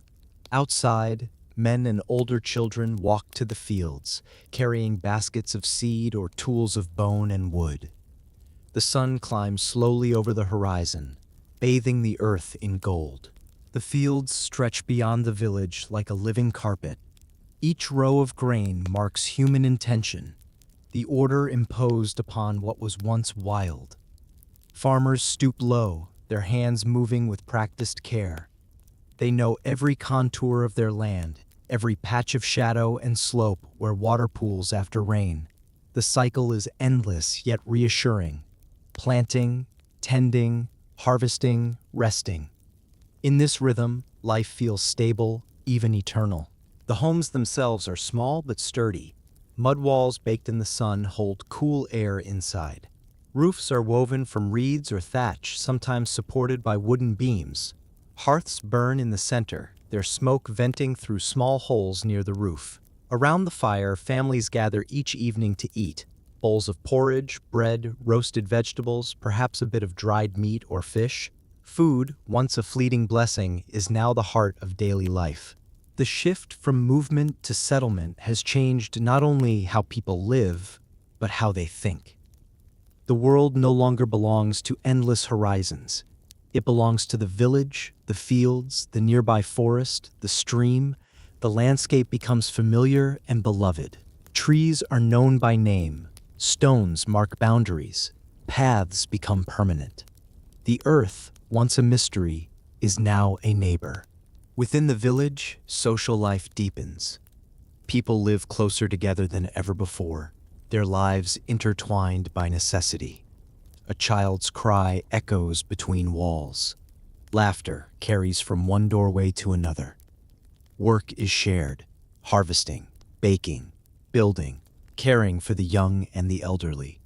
Cooperation remains essential, but with it comes something new: organization. Someone oversees the stores of grain, ensuring none spoil or go to waste. Another becomes a skilled potter, shaping clay vessels to hold food and water. Others specialize in weaving, carpentry, or tool-making. Labor, once universal, now begins to divide. With specialization comes pride. A finely made pot, a carefully woven basket, a polished stone blade. These are no longer just tools, but expressions of skill. Beauty begins to matter, not as luxury, but as a reflection of care. People paint their pottery with simple patterns, spirals, waves, and lines that echo the flow of rivers or the cycles of seasons. These designs speak without words, carrying the quiet poetry of early art. Evenings in the village are calm. The air cools and the light softens to amber. The smell of cooking drifts between homes. Around the communal hearth, stories are told as they once were around the wandering fires of old. But now the stories linger longer. They are about the land itself, the spirits of the nearby hill, the ancestors buried in the soil. The earth has become sacred ground, and memory is bound to place.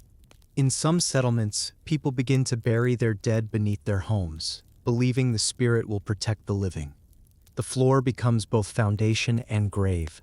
a symbolic joining of life and death, past and present. Each generation literally builds upon the one before. Over centuries, the ground rises from the layers of lived lives, creating mounds where villages once stood. These layers will one day tell archaeologists the story of humanity's first permanence. The shift from movement to settlement also transforms relationships. Families grow larger. Grandparents live beside grandchildren. Marriage becomes less fluid. Unions endure through shared labor and land. The bonds of kinship extend beyond the household, linking families through cooperation and trade. Friendship and alliance replace the old freedom of wandering. Where once a disagreement could be solved by moving on, now it must be resolved in words, compromise, or patience. The art of living together, politics in its earliest form, begins to emerge. Children grow up surrounded by continuity. They learn to farm as their parents did, to shape clay, to weave fibers, to feed the fire. They measure time not by stars alone, but by the feel of soil and the color of crops. Their world feels safe, contained, knowable. Yet beneath this peace lies new dependence. To lose a harvest is no longer an inconvenience, it is a disaster. The weather, once an unpredictable companion, now rules their fate. When the rain does not come, eyes turn to the sky in prayer. The bond between human and nature deepens, both tender and fearful. This closeness to the land gives rise to ceremony. Festivals appear, moments when labor pauses and gratitude is offered. The people gather, bringing food, music, and offerings. They sing to the spirits of the field, to the wind that brings the rain, to the animals that share their world. Some carve figures from stone, rounded forms of women with swelling bellies, symbols of fertility and plenty. Others raise stones or wood posts, marking sacred sites where they believe the gods listen. These first temples are simple, open to the sky, but they represent something new, the idea of collective belief.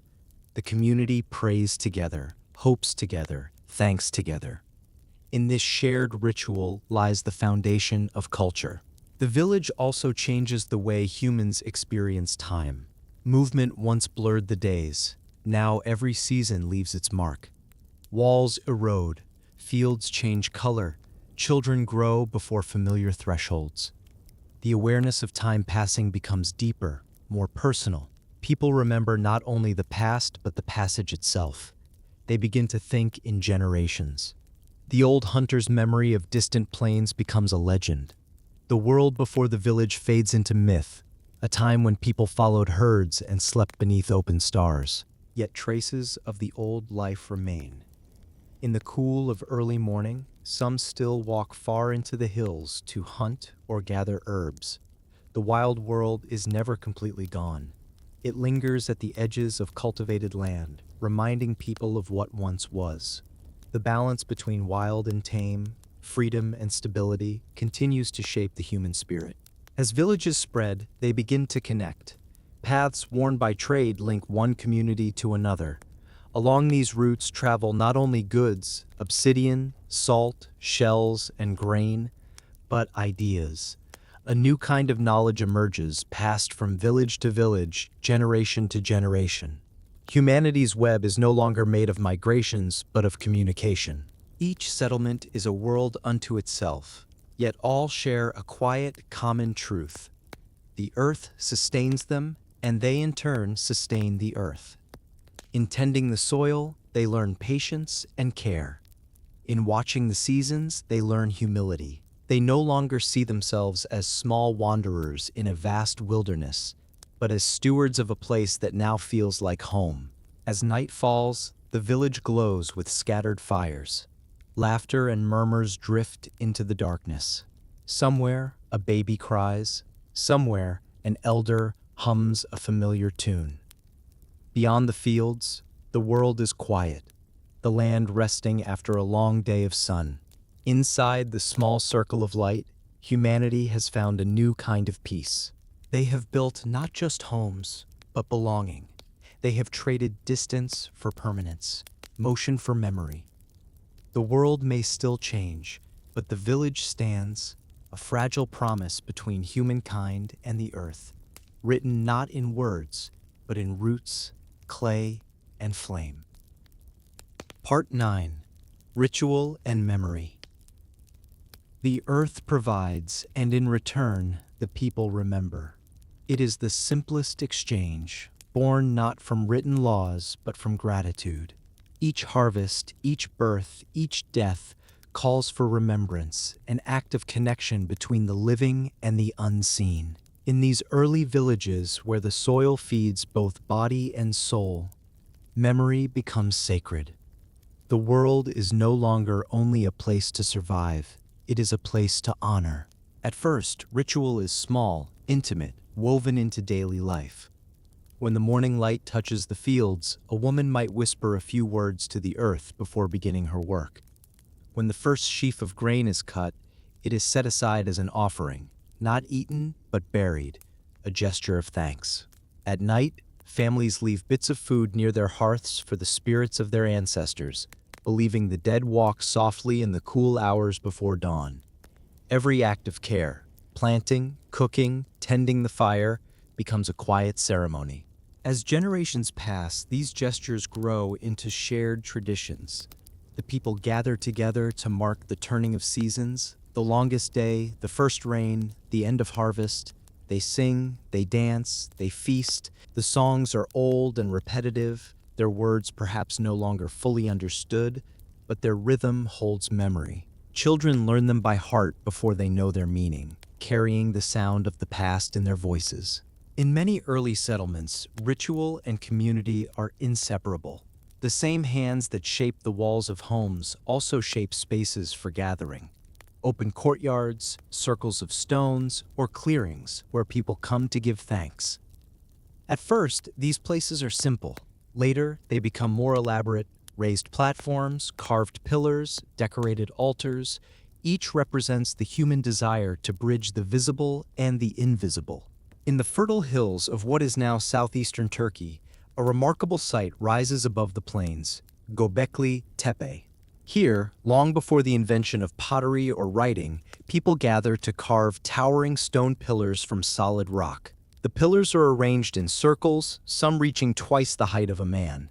Their surfaces are adorned with reliefs of animals, foxes, snakes, boars, and birds, all carved with astonishing detail. There are no houses nearby, no signs of permanent living. The site exists purely for ritual. It is a temple without a city, built by hands still rough from the hunt. No one knows exactly what these gatherings meant. Perhaps they were harvest feasts, perhaps ceremonies of birth and death, perhaps celebrations of the seasons. But the scale of the effort, the labor, the cooperation, the artistry tells us that these people were united by a sense of shared purpose. Religion, art, and community are no longer separate things. They are one. The people of this age still live close to nature, but their minds are turning inward. The mystery of life, the growth of plants, the movement of stars, the birth of children, demands explanation. They find meaning not through observation alone, but through story and symbol. The sun becomes a giver of life, the moon a guardian of cycles, the rain a messenger of divine mercy. To watch the seasons pass is to watch the will of unseen forces unfold. Death, once accepted as part of the wild order, takes on new weight in settled life. The dead no longer vanish into the landscape, they remain nearby. Beneath the floors of houses, graves are dug. Bodies are laid carefully, sometimes curled as if sleeping, sometimes adorned with beads, shells, or painted stones. In some places, skulls are removed, plastered, and decorated, eyes recreated with shells, faces reshaped as if to keep the dead among the living. The home becomes a place of continuity, where ancestors dwell in silence beneath the hearth that warms their descendants. This reverence for the past gives rise to the first true sense of history, not written, but remembered through ritual.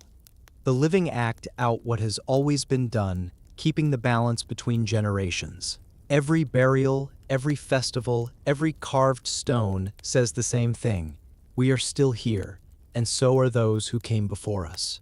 Ritual also helps the people face uncertainty. The weather can still betray them. Crops may fail, sickness may come, or floods may destroy fields. In those moments of fear, prayer becomes comfort. The villagers gather in the sacred space, lighting fires, offering grain, and singing to the gods for mercy. They may not understand why the rains fall or why they stop, but they feel the need to speak, to appeal, to plead, to hope. In that act of hope lies the seed of faith. Art becomes part of this spiritual language. Pottery is no longer purely functional. It is painted with spirals that symbolize water and fertility, or with zigzag lines that mimic lightning. Figurines of women with round hips and full breasts, the so-called mother goddesses, appear across many regions. Some may represent specific deities, others may simply express gratitude for life's abundance. The idea that creation itself has a feminine spirit, nurturing, cyclical, ever-giving, takes root across continents. As villages grow, certain individuals become keepers of ritual. They remember the songs, lead the ceremonies, and guard sacred objects. They may be healers, seers, or elders whose wisdom gives them authority. Their power does not come from wealth or conquest, but from memory, the ability to carry the collective knowledge of the group. In them, religion and leadership first meet. The passing of seasons shapes not only the year, but the human sense of time itself. People begin to look backward and forward, seeing themselves as part of a line stretching through generations. They tell stories of beginnings, how the world came to be, how fire was given, how humans first learned to plant. These myths preserve truth in symbolic form, teaching the young what science will one day explain, that life depends on balance, that creation and destruction are two halves of the same whole. At night, the sky becomes the great temple. Far from cities, the stars blaze with unimaginable clarity. Villagers trace their patterns, linking them to stories: a hunter chasing a deer, a mother carrying water, a serpent guarding a hidden spring. The heavens mirror the earth below, a cosmic reflection that gives order to existence. The movement of constellations marks not just time, but meaning. Each star becomes a point of memory, a reminder that the same lights have watched over countless lives before. The rituals grow more complex as the centuries pass. Fires are lit at fixed times of year, offerings are made at the same altars, songs sung in the same rhythms. These repetitions give life a structure, a heartbeat of faith that echoes across generations. They also give comfort. In a world still unpredictable, ritual becomes a promise that something endures. It is not yet religion as we know it, but it is the soil from which religion will grow, a blend of gratitude, awe, and the human need for connection. The people do not yet speak of heaven or hell, only of harmony, the living, the dead, the land, and the sky in quiet conversation. Even simple acts become sacred. A woman kneading bread may trace a small circle on the dough before placing it near the fire, a gesture of thanks. A man sharpening his blade may whisper a word to the spirit of the metal. Children play at imitating the harvest dances, their laughter blending with the rhythm of drums. In these moments, faith feels less like worship and more like participation in a living world.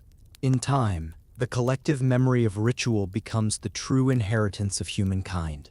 The villages will rise and fall, the people will change, but their need to remember, to give meaning through ceremony, will endure forever. From these early fires and songs will come temples of stone, scriptures, and pilgrimages. Yet at their heart, they will still hold the same truth, that humans, small as they are, seek to honor the mystery of being alive. The night deepens over the sleeping village.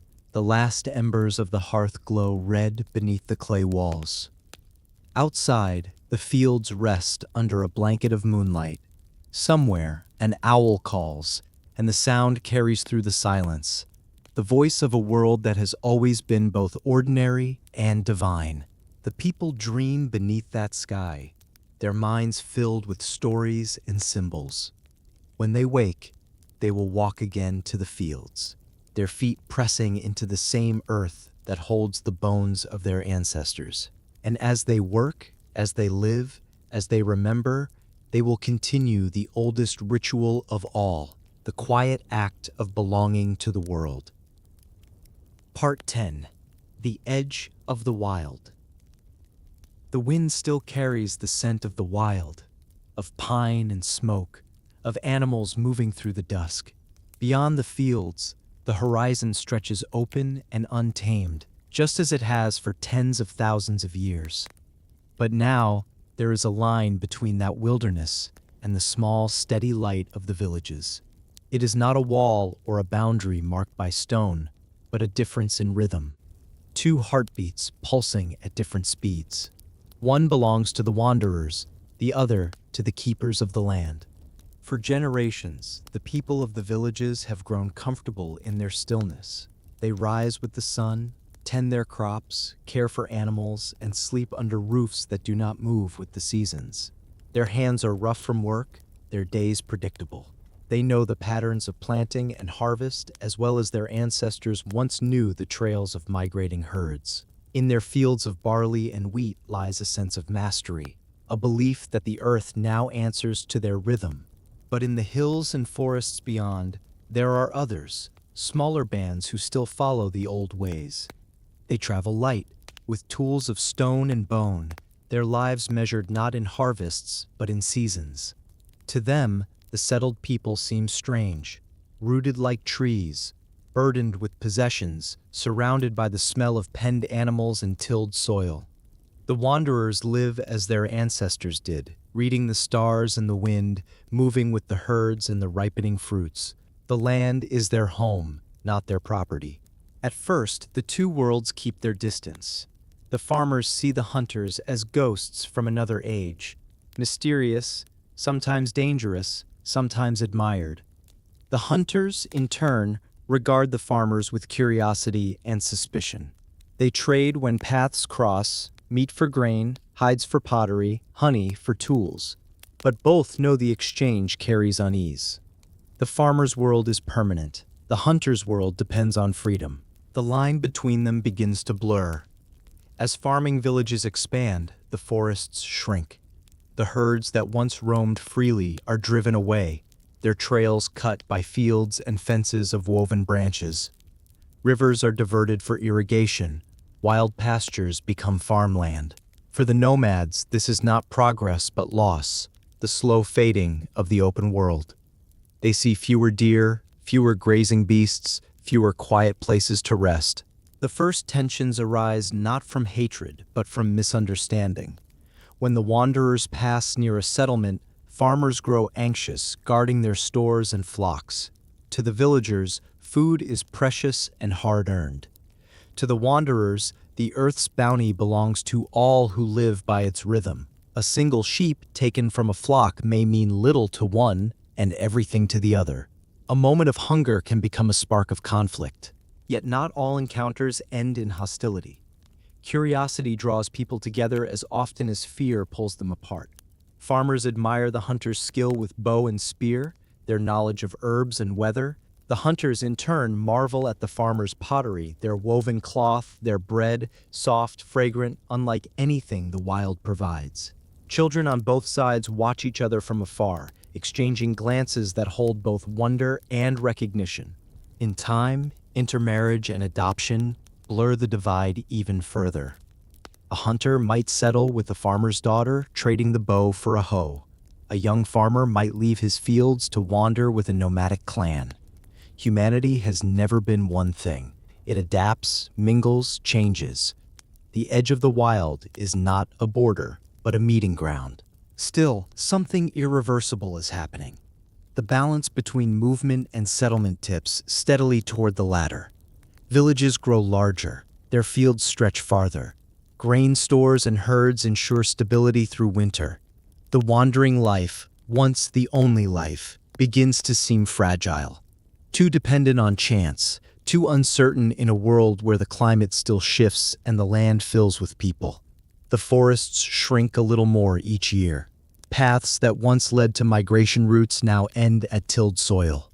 For the last true wanderers, this is the beginning of farewell. Some retreat deeper into the wild, following rivers into distant valleys or mountains untouched by farms.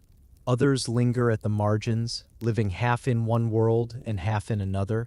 trading skins for grain, guiding farmers through forests, carrying stories from one settlement to the next. They become messengers between past and future. In their songs, one can still hear the echo of an older rhythm. Around their fires, they speak of days when herds darkened the plains, when people walked wherever their hearts led. Their words are filled with longing, but not bitterness. The wild is not something they lost, it is something they carry within them. The farmers, too, feel traces of that old freedom. On clear nights, when the work is done and the air cools, they look toward the hills and feel something stir, an ancient pull, a whisper from the time when humans followed the stars instead of the calendar. Some answer that call, leaving their villages for the open plains. Others silence it, reminding themselves that safety lies in the soil. But the memory of movement remains, alive in dream and story. The two worlds continue to influence each other. The hunters teach the farmers to track, to read the sky, to cure with herbs. The farmers teach the hunters to shape clay, to store food, to weave cloth. In the spaces where they meet, humanity learns balance, a way to honor the past while building the future. Over time, the settled people begin to see the wild differently. It is no longer just a source of danger or food, but a place of mystery and spirit. The forests become sacred, the mountains the homes of gods. The line between cultivated and untamed becomes symbolic, a reminder that even as humans shape the earth, they remain part of it. The old wanderers may fade, but their reverence for nature endures, woven into the beliefs of those who stay. When a storm rolls in from the mountains, the villagers still light fires and pray, just as the nomads once did. When a child falls ill, the healer still mixes herbs gathered from the forest. And when the moon rises full and bright, songs still echo across the fields, melodies that drift like wind, older than any plow or wall. The edge of the wild never truly disappears. It lives in the imagination. That thin, shimmering boundary between the known and the unknown, the safe and the free. It is the place where humankind began, and to which, in some quiet part of the soul, it always longs to return. In the end, the hunters and the farmers are not enemies, but reflections of each other. One teaches movement, the other teaches patience. Together, they complete the human story. And though the world will keep changing, though villages will become towns and towns will rise into cities, the memory of the wild will remain in every beating heart, every spark of fire, every breath of wind that carries the scent of freedom through the fields. Part 11. The Language of Symbols. In the stillness of evening, after the day's work is done and the fire burns low, a woman takes a small piece of clay into her hands. Her fingers move with quiet purpose, pressing and shaping, tracing simple lines across its soft surface. The marks have no sound, yet they speak. They tell of grain stored and counted, of offerings made, of seasons turning. When the clay hardens, it will remember what her voice might forget. It is a small act, but it carries a great weight, the first whisper of writing, the first attempt to make thought permanent. Long before words are carved into tablets or painted on walls, humanity learns to speak in symbols. In the world of the first villages, where memory still travels by voice and story, symbols become the bridge between what is seen and what is known. The spiral carved on a pot, the circle painted on a wall, the line etched into bone, all carry meaning that words cannot hold. They are not just decorations, but reflections of the human mind, learning to record, to remember, and to dream. Art has always been part of the human journey, but now it takes on new purpose. In the age of wandering, paintings captured the wild. Herds of bison, galloping horses, the power of the hunt. In the age of settlement, art turns inward. It begins to speak of community, of fertility, of time. The animals remain, but now they share space with patterns, lines, dots, and swirls that repeat across pottery and stone. These are the rhythms of planting and harvest, of birth and renewal. They are not mere designs, but ideas given form. The first true symbols appear in many places at once. On the walls of houses, people paint simple shapes: suns, moons, trees, and flowing lines that might represent rivers or wind. On pottery, repeating marks begin to signify ownership or origin. A series of dots might mean this belongs to our family or this vessel holds grain.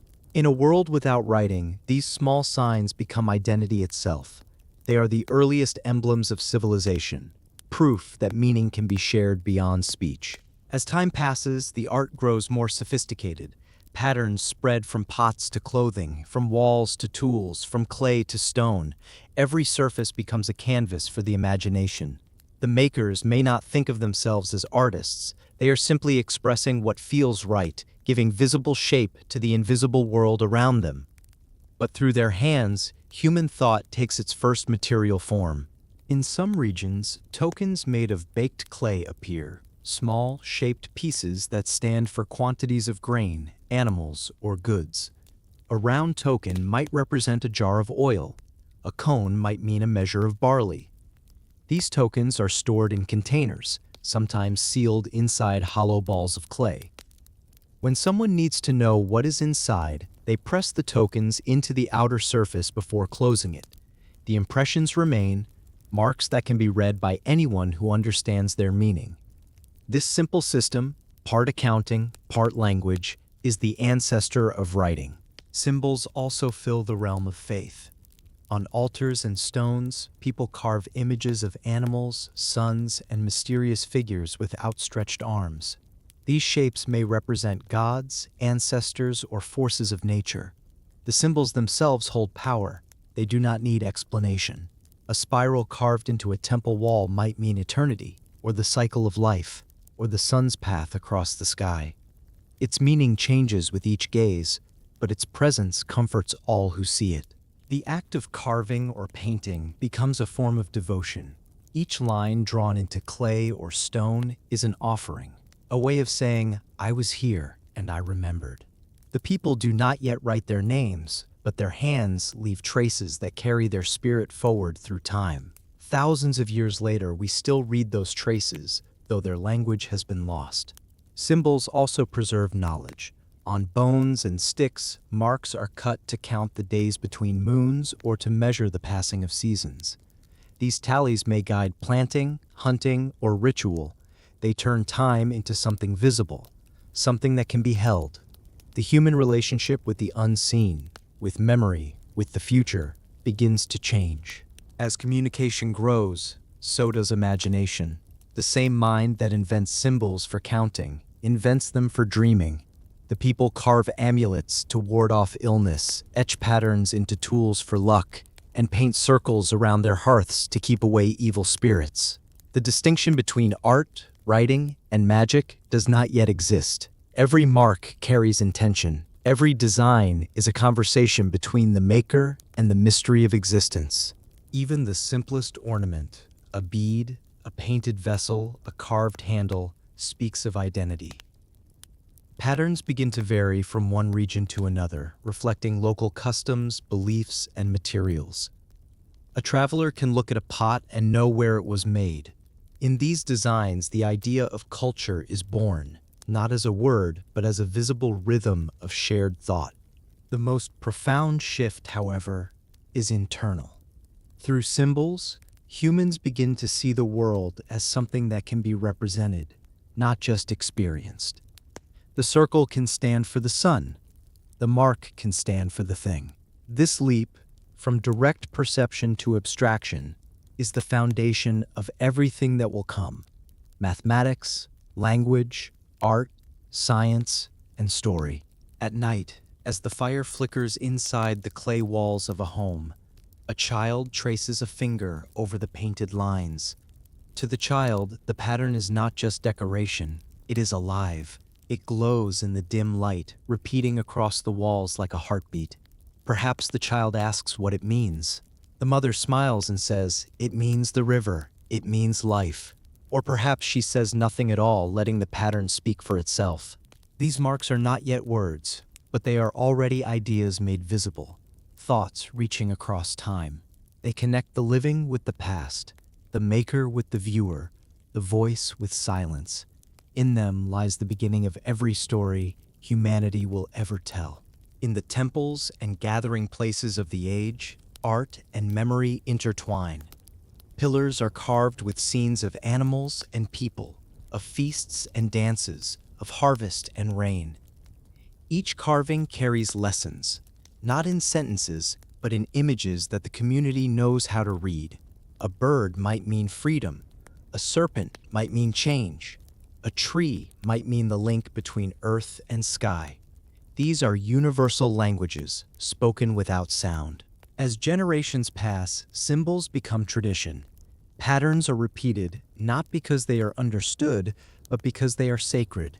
They link the living to their ancestors, the visible to the divine.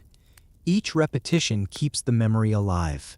The evolution of these marks mirrors the evolution of the human spirit. The first hunters painted to honor the animal, the first farmers painted to honor the land. Now, in these growing settlements, people paint and carve to honor thought itself, the miracle that ideas can live outside the mind. When the rains come and wash the paint from walls, new patterns are made in their place. When the wind erodes the carvings on stone, new hands return to trace the same lines. The conversation between humanity and its symbols never ends. Long before alphabets and empires, before tablets and scrolls, this was the language of the human heart, silent, enduring, and infinite. And through it, the world itself began to remember. Part 12. The Work of Hands. The hands of humankind have never been idle.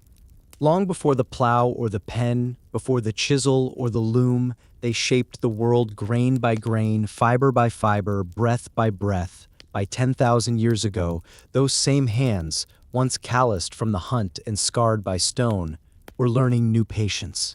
They no longer struck only for survival, they began to create for meaning.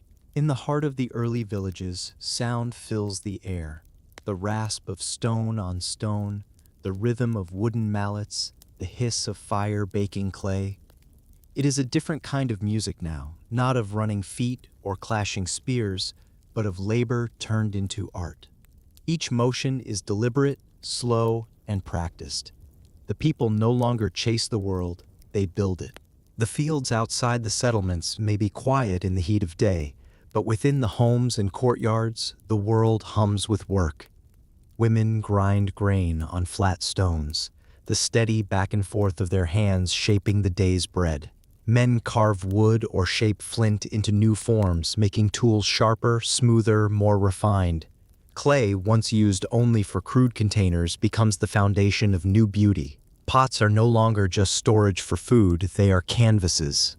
Painted lines spiral around their surfaces, each curve balanced like the rhythm of a song. Fire, humanity's oldest ally, becomes a craftsman's partner. The kilns that bake pots also harden bricks, turning mud into permanence. With bricks come walls that outlast storms, floors that keep out damp, and hearths that hold heat long into the night. The first architecture begins not with grandeur, but with care. Every wall, every threshold is a gesture of intention, a mark of belonging. The mastery of clay extends beyond pottery. Figurines fill the corners of homes, small, rounded figures of women and animals. Some are tokens of fertility, others are offerings to unseen gods, but many are simply the joy of creation made solid. The people of this time may not think of themselves as artists, yet through their hands flows the oldest instinct of all, to shape what they love. Stone, too, finds new purpose. Once split for blades and arrows, it is now carved for form. The pillars of temples are etched with symbols and animals. Smooth beads are cut from shells and limestone, polished until they shine like captured drops of moonlight. These beads travel far from their origin, traded from one settlement to another, crossing valleys, rivers, and deserts. Each carries not only beauty, but a story of connection. Trade itself becomes a new craft. People learn to exchange not only goods, but trust. A pot from one village, a blade from another, a bracelet from a distant shore. Each object passes through many hands, binding communities in a network of shared labor. The work of hands becomes the first bridge between strangers. With trade comes specialization. Some people grow skilled in one art, the making of blades, the shaping of pottery, the weaving of cloth. Their hands learn to move with memory, repeating motions until they become as natural as breath. These artisans gain quiet respect. Their work sustains not only life, but identity. A well-made pot is more than useful. It is an emblem of care. A beautifully woven cloth is more than warmth. It is pride. The loom emerges as one of the great inventions of this age. Threads of flax, wool, or grass twist together under careful fingers. The sound of weaving, the creak of wood, the whisper of thread, fills the homes. Patterns appear like language, lines and colors carrying meaning. Cloth becomes a storyteller, a sign of community, a mark of status. For the first time, humanity wears not only what protects them, but what expresses them. Metal, still rare and mysterious, begins to tempt the imagination. Soft copper glimmers in riverbeds, gathered as nuggets and shaped into beads or small tools. It bends easily, reflecting the warmth of the sun. People do not yet know its full potential, but they sense its promise, a new element that answers to fire. The age of stone has not yet ended, but its successor has begun to flicker in the hearth. Even the simplest tool holds beauty. The knife polished smooth by years of use, the pestle worn to fit a hand perfectly. These are works of love as much as labor. The craftspeople of this world may not sign their creations, but their presence lingers in every surface touched, every edge refined. Through them, humanity learns that utility and grace can exist together. The act of making also reshapes thought. To craft something is to imagine its future, to see what does not yet exist and bring it into being. The weaver dreams of patterns before they form. The potter sees shape in formless clay. The builder imagines walls where none stand. This is invention in its earliest and purest form. The mind and the hand work as one. Communal work becomes ritual in itself. When a roof must be raised, when a wall must be built, the entire village gathers. Laughter mixes with labor. Songs keep time with effort. The structure that rises belongs to everyone. In the joining of effort, people learn what it means to build not just homes, but societies. The artistry of this age also extends to the body. People adorn themselves with necklaces, bracelets, and beads threaded into hair. Colors drawn from earth and plants, ochre, charcoal, crushed shells, decorate faces and skin. These adornments are not vanity, they are identity. Each mark tells a story of tribe, of spirit, of love, of mourning. Through decoration, the body becomes a living canvas of belonging. Tools once used only for survival become instruments of beauty. A bone needle stitches fine clothing. A chisel carves images of animals into wood. A mallet rings softly against stone. Each sound, each touch carries the rhythm of a world becoming more deliberate. But creation also brings awareness of time. A pot breaks, a tool dulls, a wall crumbles. Nothing lasts forever. The craftspeople of this age learn to mend, to renew, to rebuild. In the cycle of making and remaking, they see a reflection of the seasons, creation, decay, rebirth. Even impermanence becomes part of the art. At dusk, when the day's work is finished, the village glows with quiet satisfaction. The people sit outside their homes, running fingers along the surfaces they've made, the smooth rim of a pot, the curve of a stone blade, the soft weave of cloth. In those moments, they feel something more than pride. They feel continuity. What they shape today will be used tomorrow. What they learn today will be taught to another. The hands that once hunted and gathered now craft and cultivate. In their work lies the story of humanity's becoming. The shift from instinct to imagination, from necessity to creation. The earth gives its clay, its stone, its fiber, and in return, humans give form, pattern, and meaning. Each tool, each vessel, each carving is a quiet testament to what it means to be human, to take what is given, to shape it with care, and to leave behind something that endures. The world is no longer a place they merely inhabit. It is a place they make piece by piece with the patient work of hands. Part 13. Water and Fire. At dawn, mist drifts above the river. The air is cool and wet, and the scent of fresh water mingles with the smoke of morning fires. The people of this new world wake to the sound of flowing current, a rhythm older than their memory. They depend on it for everything. The river gives them water to drink, soil to plant, fish to catch, and a path to follow. It is life itself, winding through the landscape like a living vein. The first villages rise along riverbanks and lake shores drawn by this abundance. The fields nearby are rich and dark, fed by the yearly floods that carry silt from upstream. The people learn to watch the water carefully.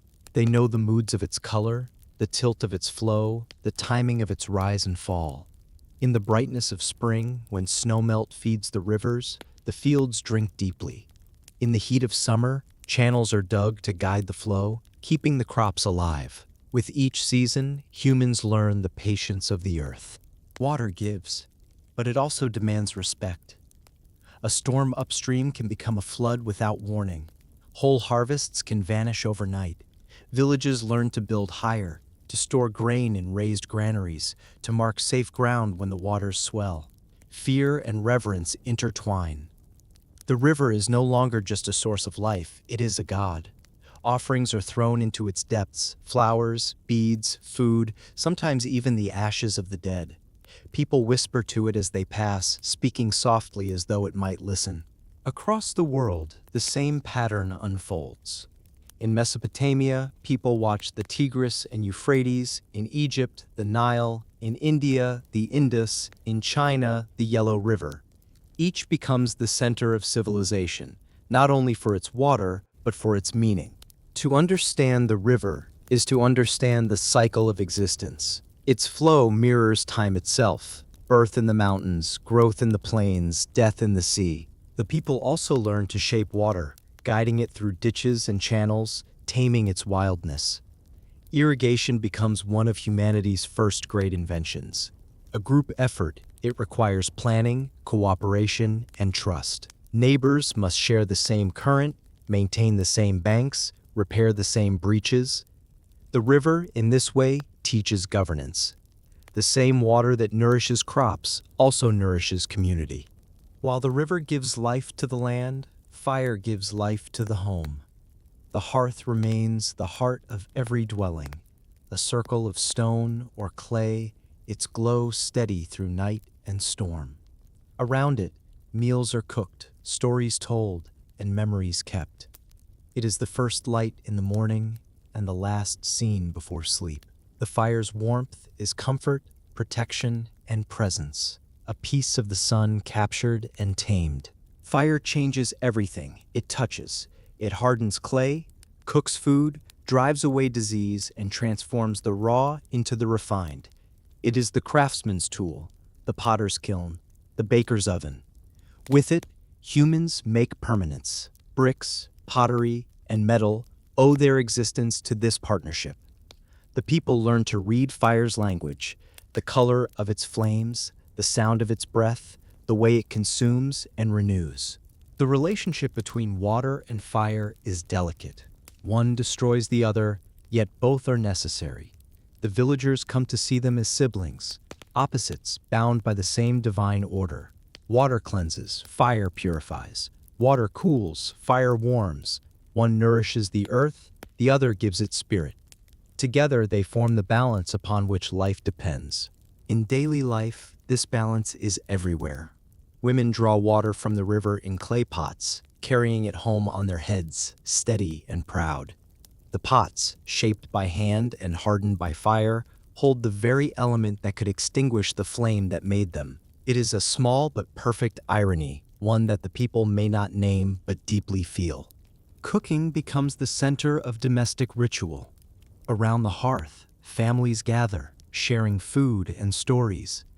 The act of preparing a meal, grinding grain, kneading dough, stirring stews, becomes an expression of care. Fire turns raw ingredients into nourishment, transforming the work of the fields into warmth and flavor. For the first time, humanity tastes the world it has shaped. In some homes, the hearth is never allowed to go cold. A woman, often the eldest or most trusted, tends the flame day and night. If it dies, she must relight it from a neighbor's fire, a symbolic act of community, a reminder that no home stands alone. The shared flame becomes a thread linking every household. Even when unseen, it connects them all, a quiet current of light weaving through the village. Water, too, is shared. Wells are dug at the center of settlements, ringed with stone to keep them pure. The sound of buckets and laughter fills the morning air as people gather to draw from the same source. In the exchange of water, gossip, and smiles, the well becomes both a physical and social heart. It binds people in daily ritual, teaching generosity as naturally as thirst. Both elements carry deeper meaning in birth and death. A newborn is bathed in water before being shown to the sun. An old man's ashes are scattered in a river or buried beneath the hearth. Fire begins the day, water closes it. These ceremonies blur the boundary between practical and spiritual. The people do not yet separate religion from life. For them, every act has both a purpose and a blessing. The stories told at night often revolve around these forces. Some say the first humans were shaped from clay and brought to life by fire. Others believe the rivers were once living beings, flowing from the tears of gods or the veins of the earth. Children grow up hearing that their own breath carries both water and flame, the moisture of life and the spark of spirit. Artists and builders capture these ideas in their work. Pottery is painted with waves, spirals, and rays, the languages of water and fire. In temples, altars are built beside basins of water so that the two elements mirror each other, flame flickering in reflection. The priest pours water upon the earth and then lifts a burning branch to the sky, invoking both creation and destruction in a single gesture. As time goes on, people begin to understand more of these elements' practical secrets. They discover that boiling water makes it safer to drink, that heated stones can shape metal, that smoke can preserve meat. Knowledge grows slowly, but reverence remains. The elements are teachers, not servants. Sometimes the harmony breaks. Floods destroy villages, fires rage out of control. In those moments, people are reminded that nature cannot be fully tamed. They respond not with anger, but with humility, rebuilding, planting again, lighting new fires from old embers. Their resilience becomes another kind of faith. Through water and fire, humanity learns its first philosophy. The world is not made to be conquered, but to be balanced. To live well is to honor both calm and chaos, both giving and taking. Every spark must one day fade. Every flood must one day recede. Life moves between them, fragile and luminous. As the sun sets over the river, its reflection glows like molten metal.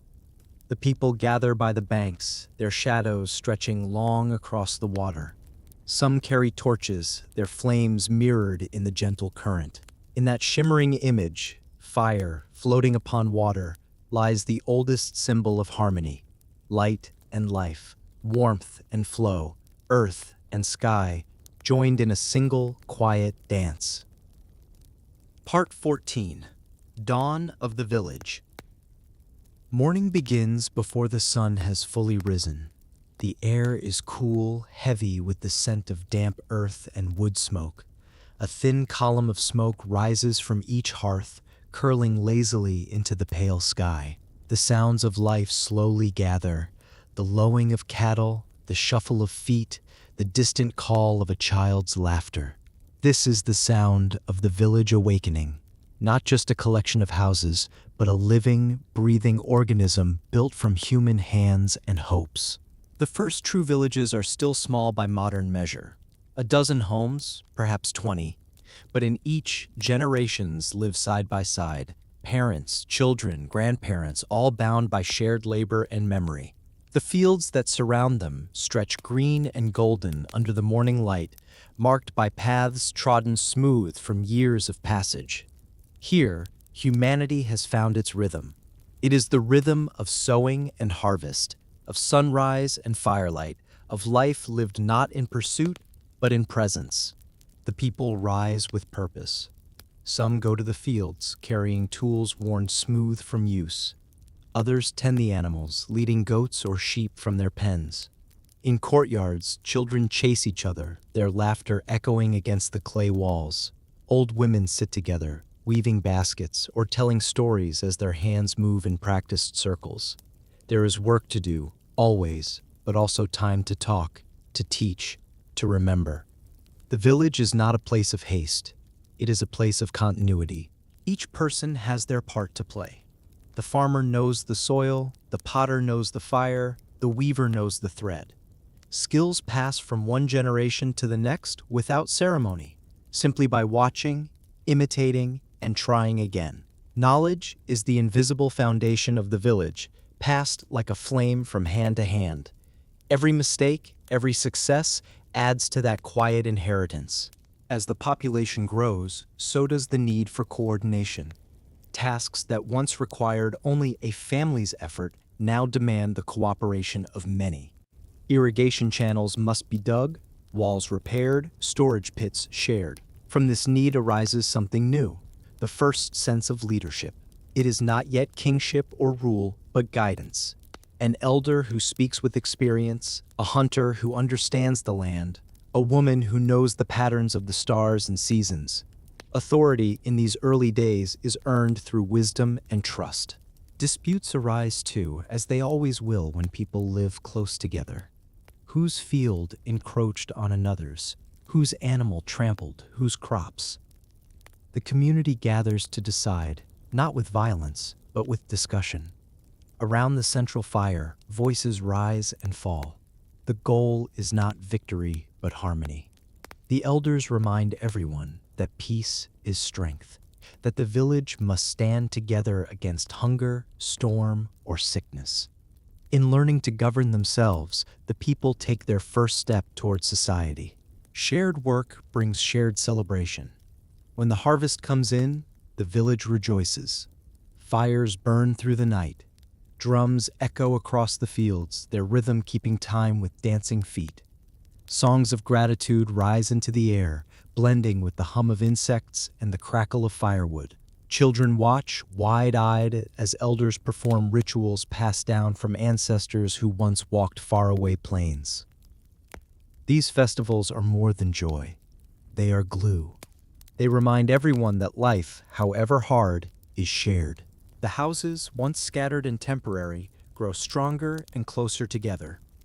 Clay replaces hide, stone replaces wood. The walls are thick, cool in summer, warm in winter. Doorways open toward one another, creating courtyards where neighbors gather to share food or help one another work. The spaces between homes become as important as the homes themselves, places of meeting, laughter, and the quiet exchange of kindness. Even the landscape around the village changes. Trees are cut for wood, fields expand, and animals graze in pastures once wild. The marks of humanity begin to spread: paths, fences, gardens, wells. To outsiders, the world may look smaller, but to those who live here, it feels infinite, filled with purpose and memory. The land is no longer wilderness. It is home. Children born here may never see the world beyond the horizon. To them, the village is the universe, a world contained within its boundaries of light and sound. They know each face, each smell, each rhythm of daily life. They grow up believing that this place has always been, that it will always remain. The idea of home has become more than shelter. It is identity. Religion, too, evolves within these boundaries. The The gods of weather and harvest now seem closer, less distant than the spirits of the open wild. Small shrines rise beside homes, stones stacked and draped with offerings of flowers or bread. The fire in each hearth becomes a small echo of the sun, and each family its keeper. The act of tending it is devotion enough. In this new world, time itself takes on a different shape. In the age of hunters, life was a circle, the endless movement of seasons and herds. In the age of farmers, life begins to form a line. Generations build upon each other, leaving behind walls, tools, and graves. The people begin to sense the weight of the future, that their children will live in the houses they raise, walk the paths they have worn. Legacy becomes as important as survival. The first stories of beginnings arise here.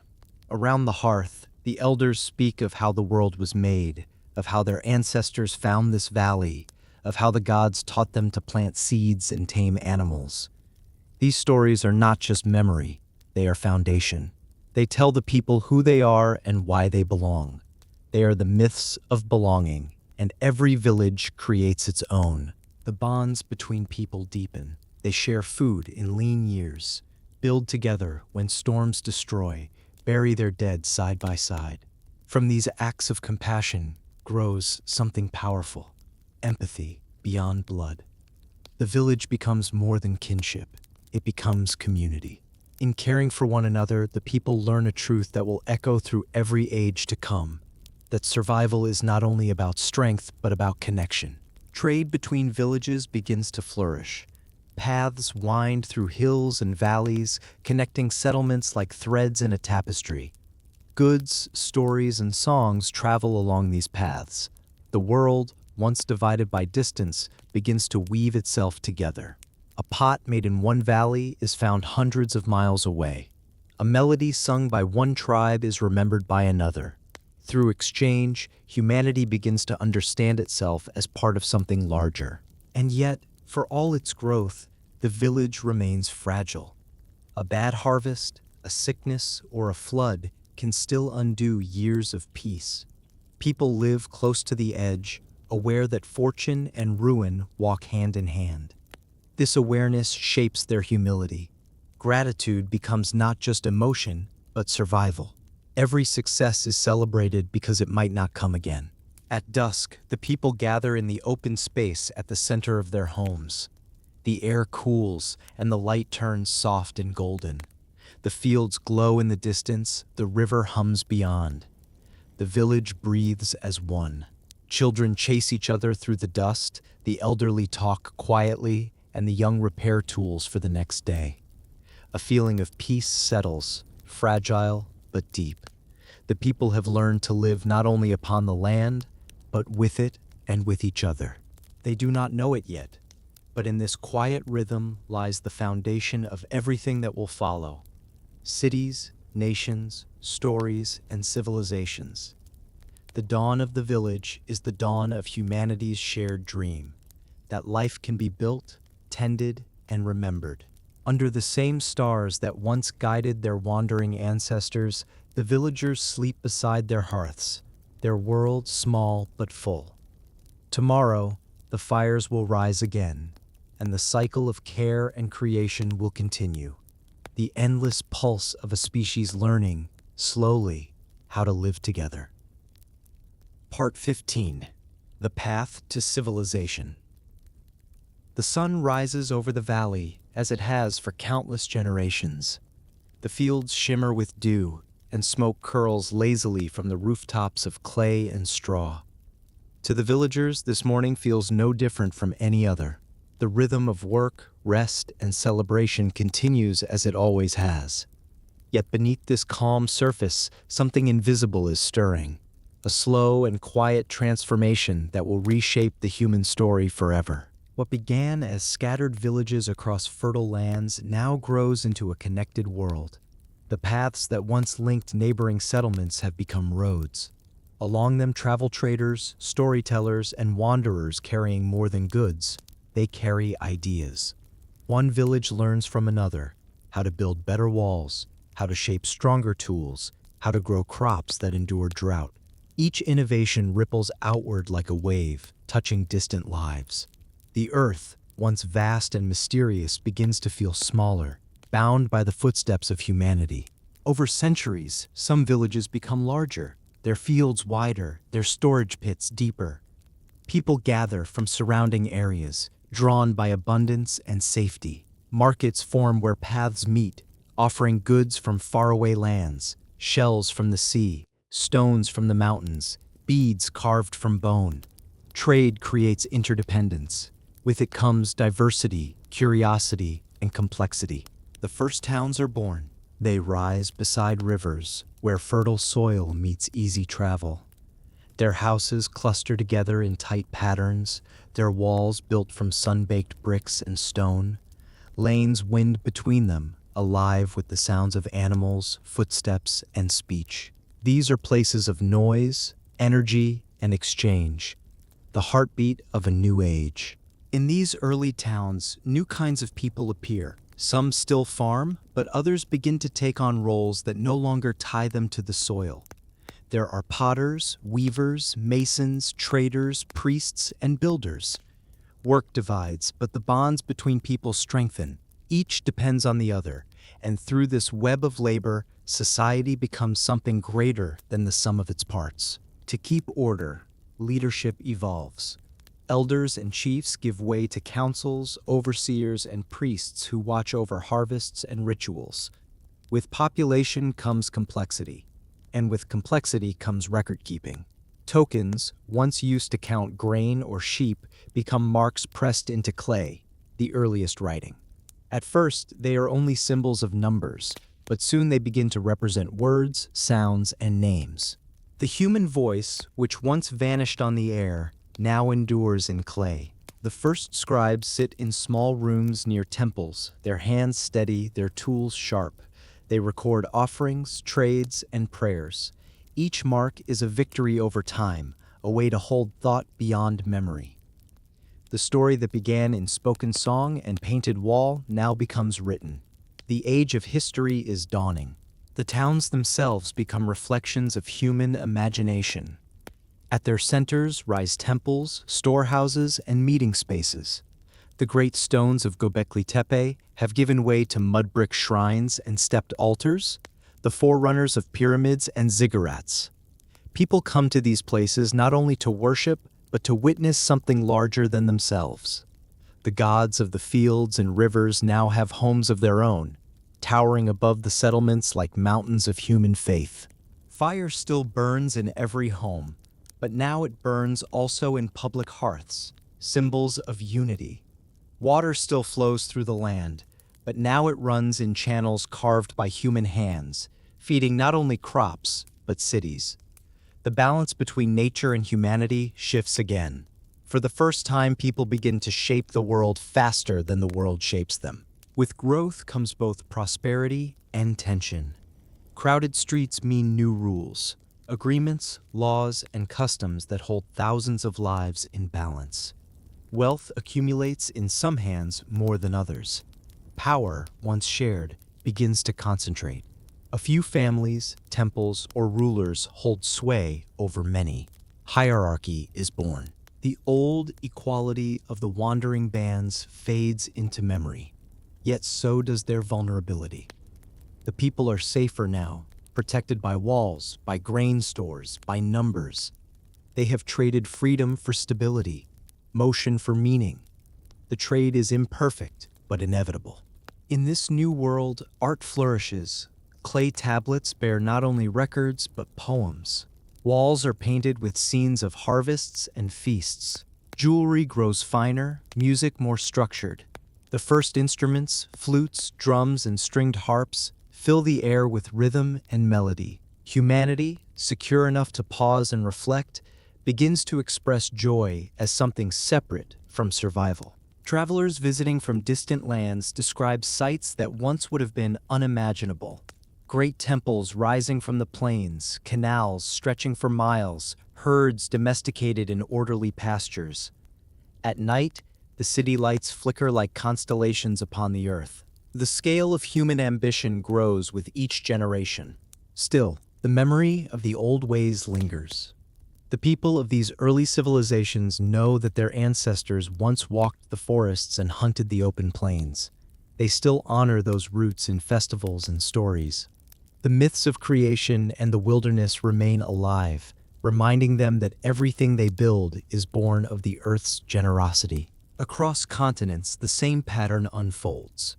In the valleys of Mesopotamia, people build cities called Eridu, Uruk, and Ur. Along the Nile, small farming villages become the foundations of Egypt. In the Indus Valley, towns of baked brick rise in perfect geometric order. Far to the east, the ancestors of China build homes along the Yellow River, while to the west, the people of Anatolia gather at Çatalhöyük, their homes packed closely together like the cells of a living organism.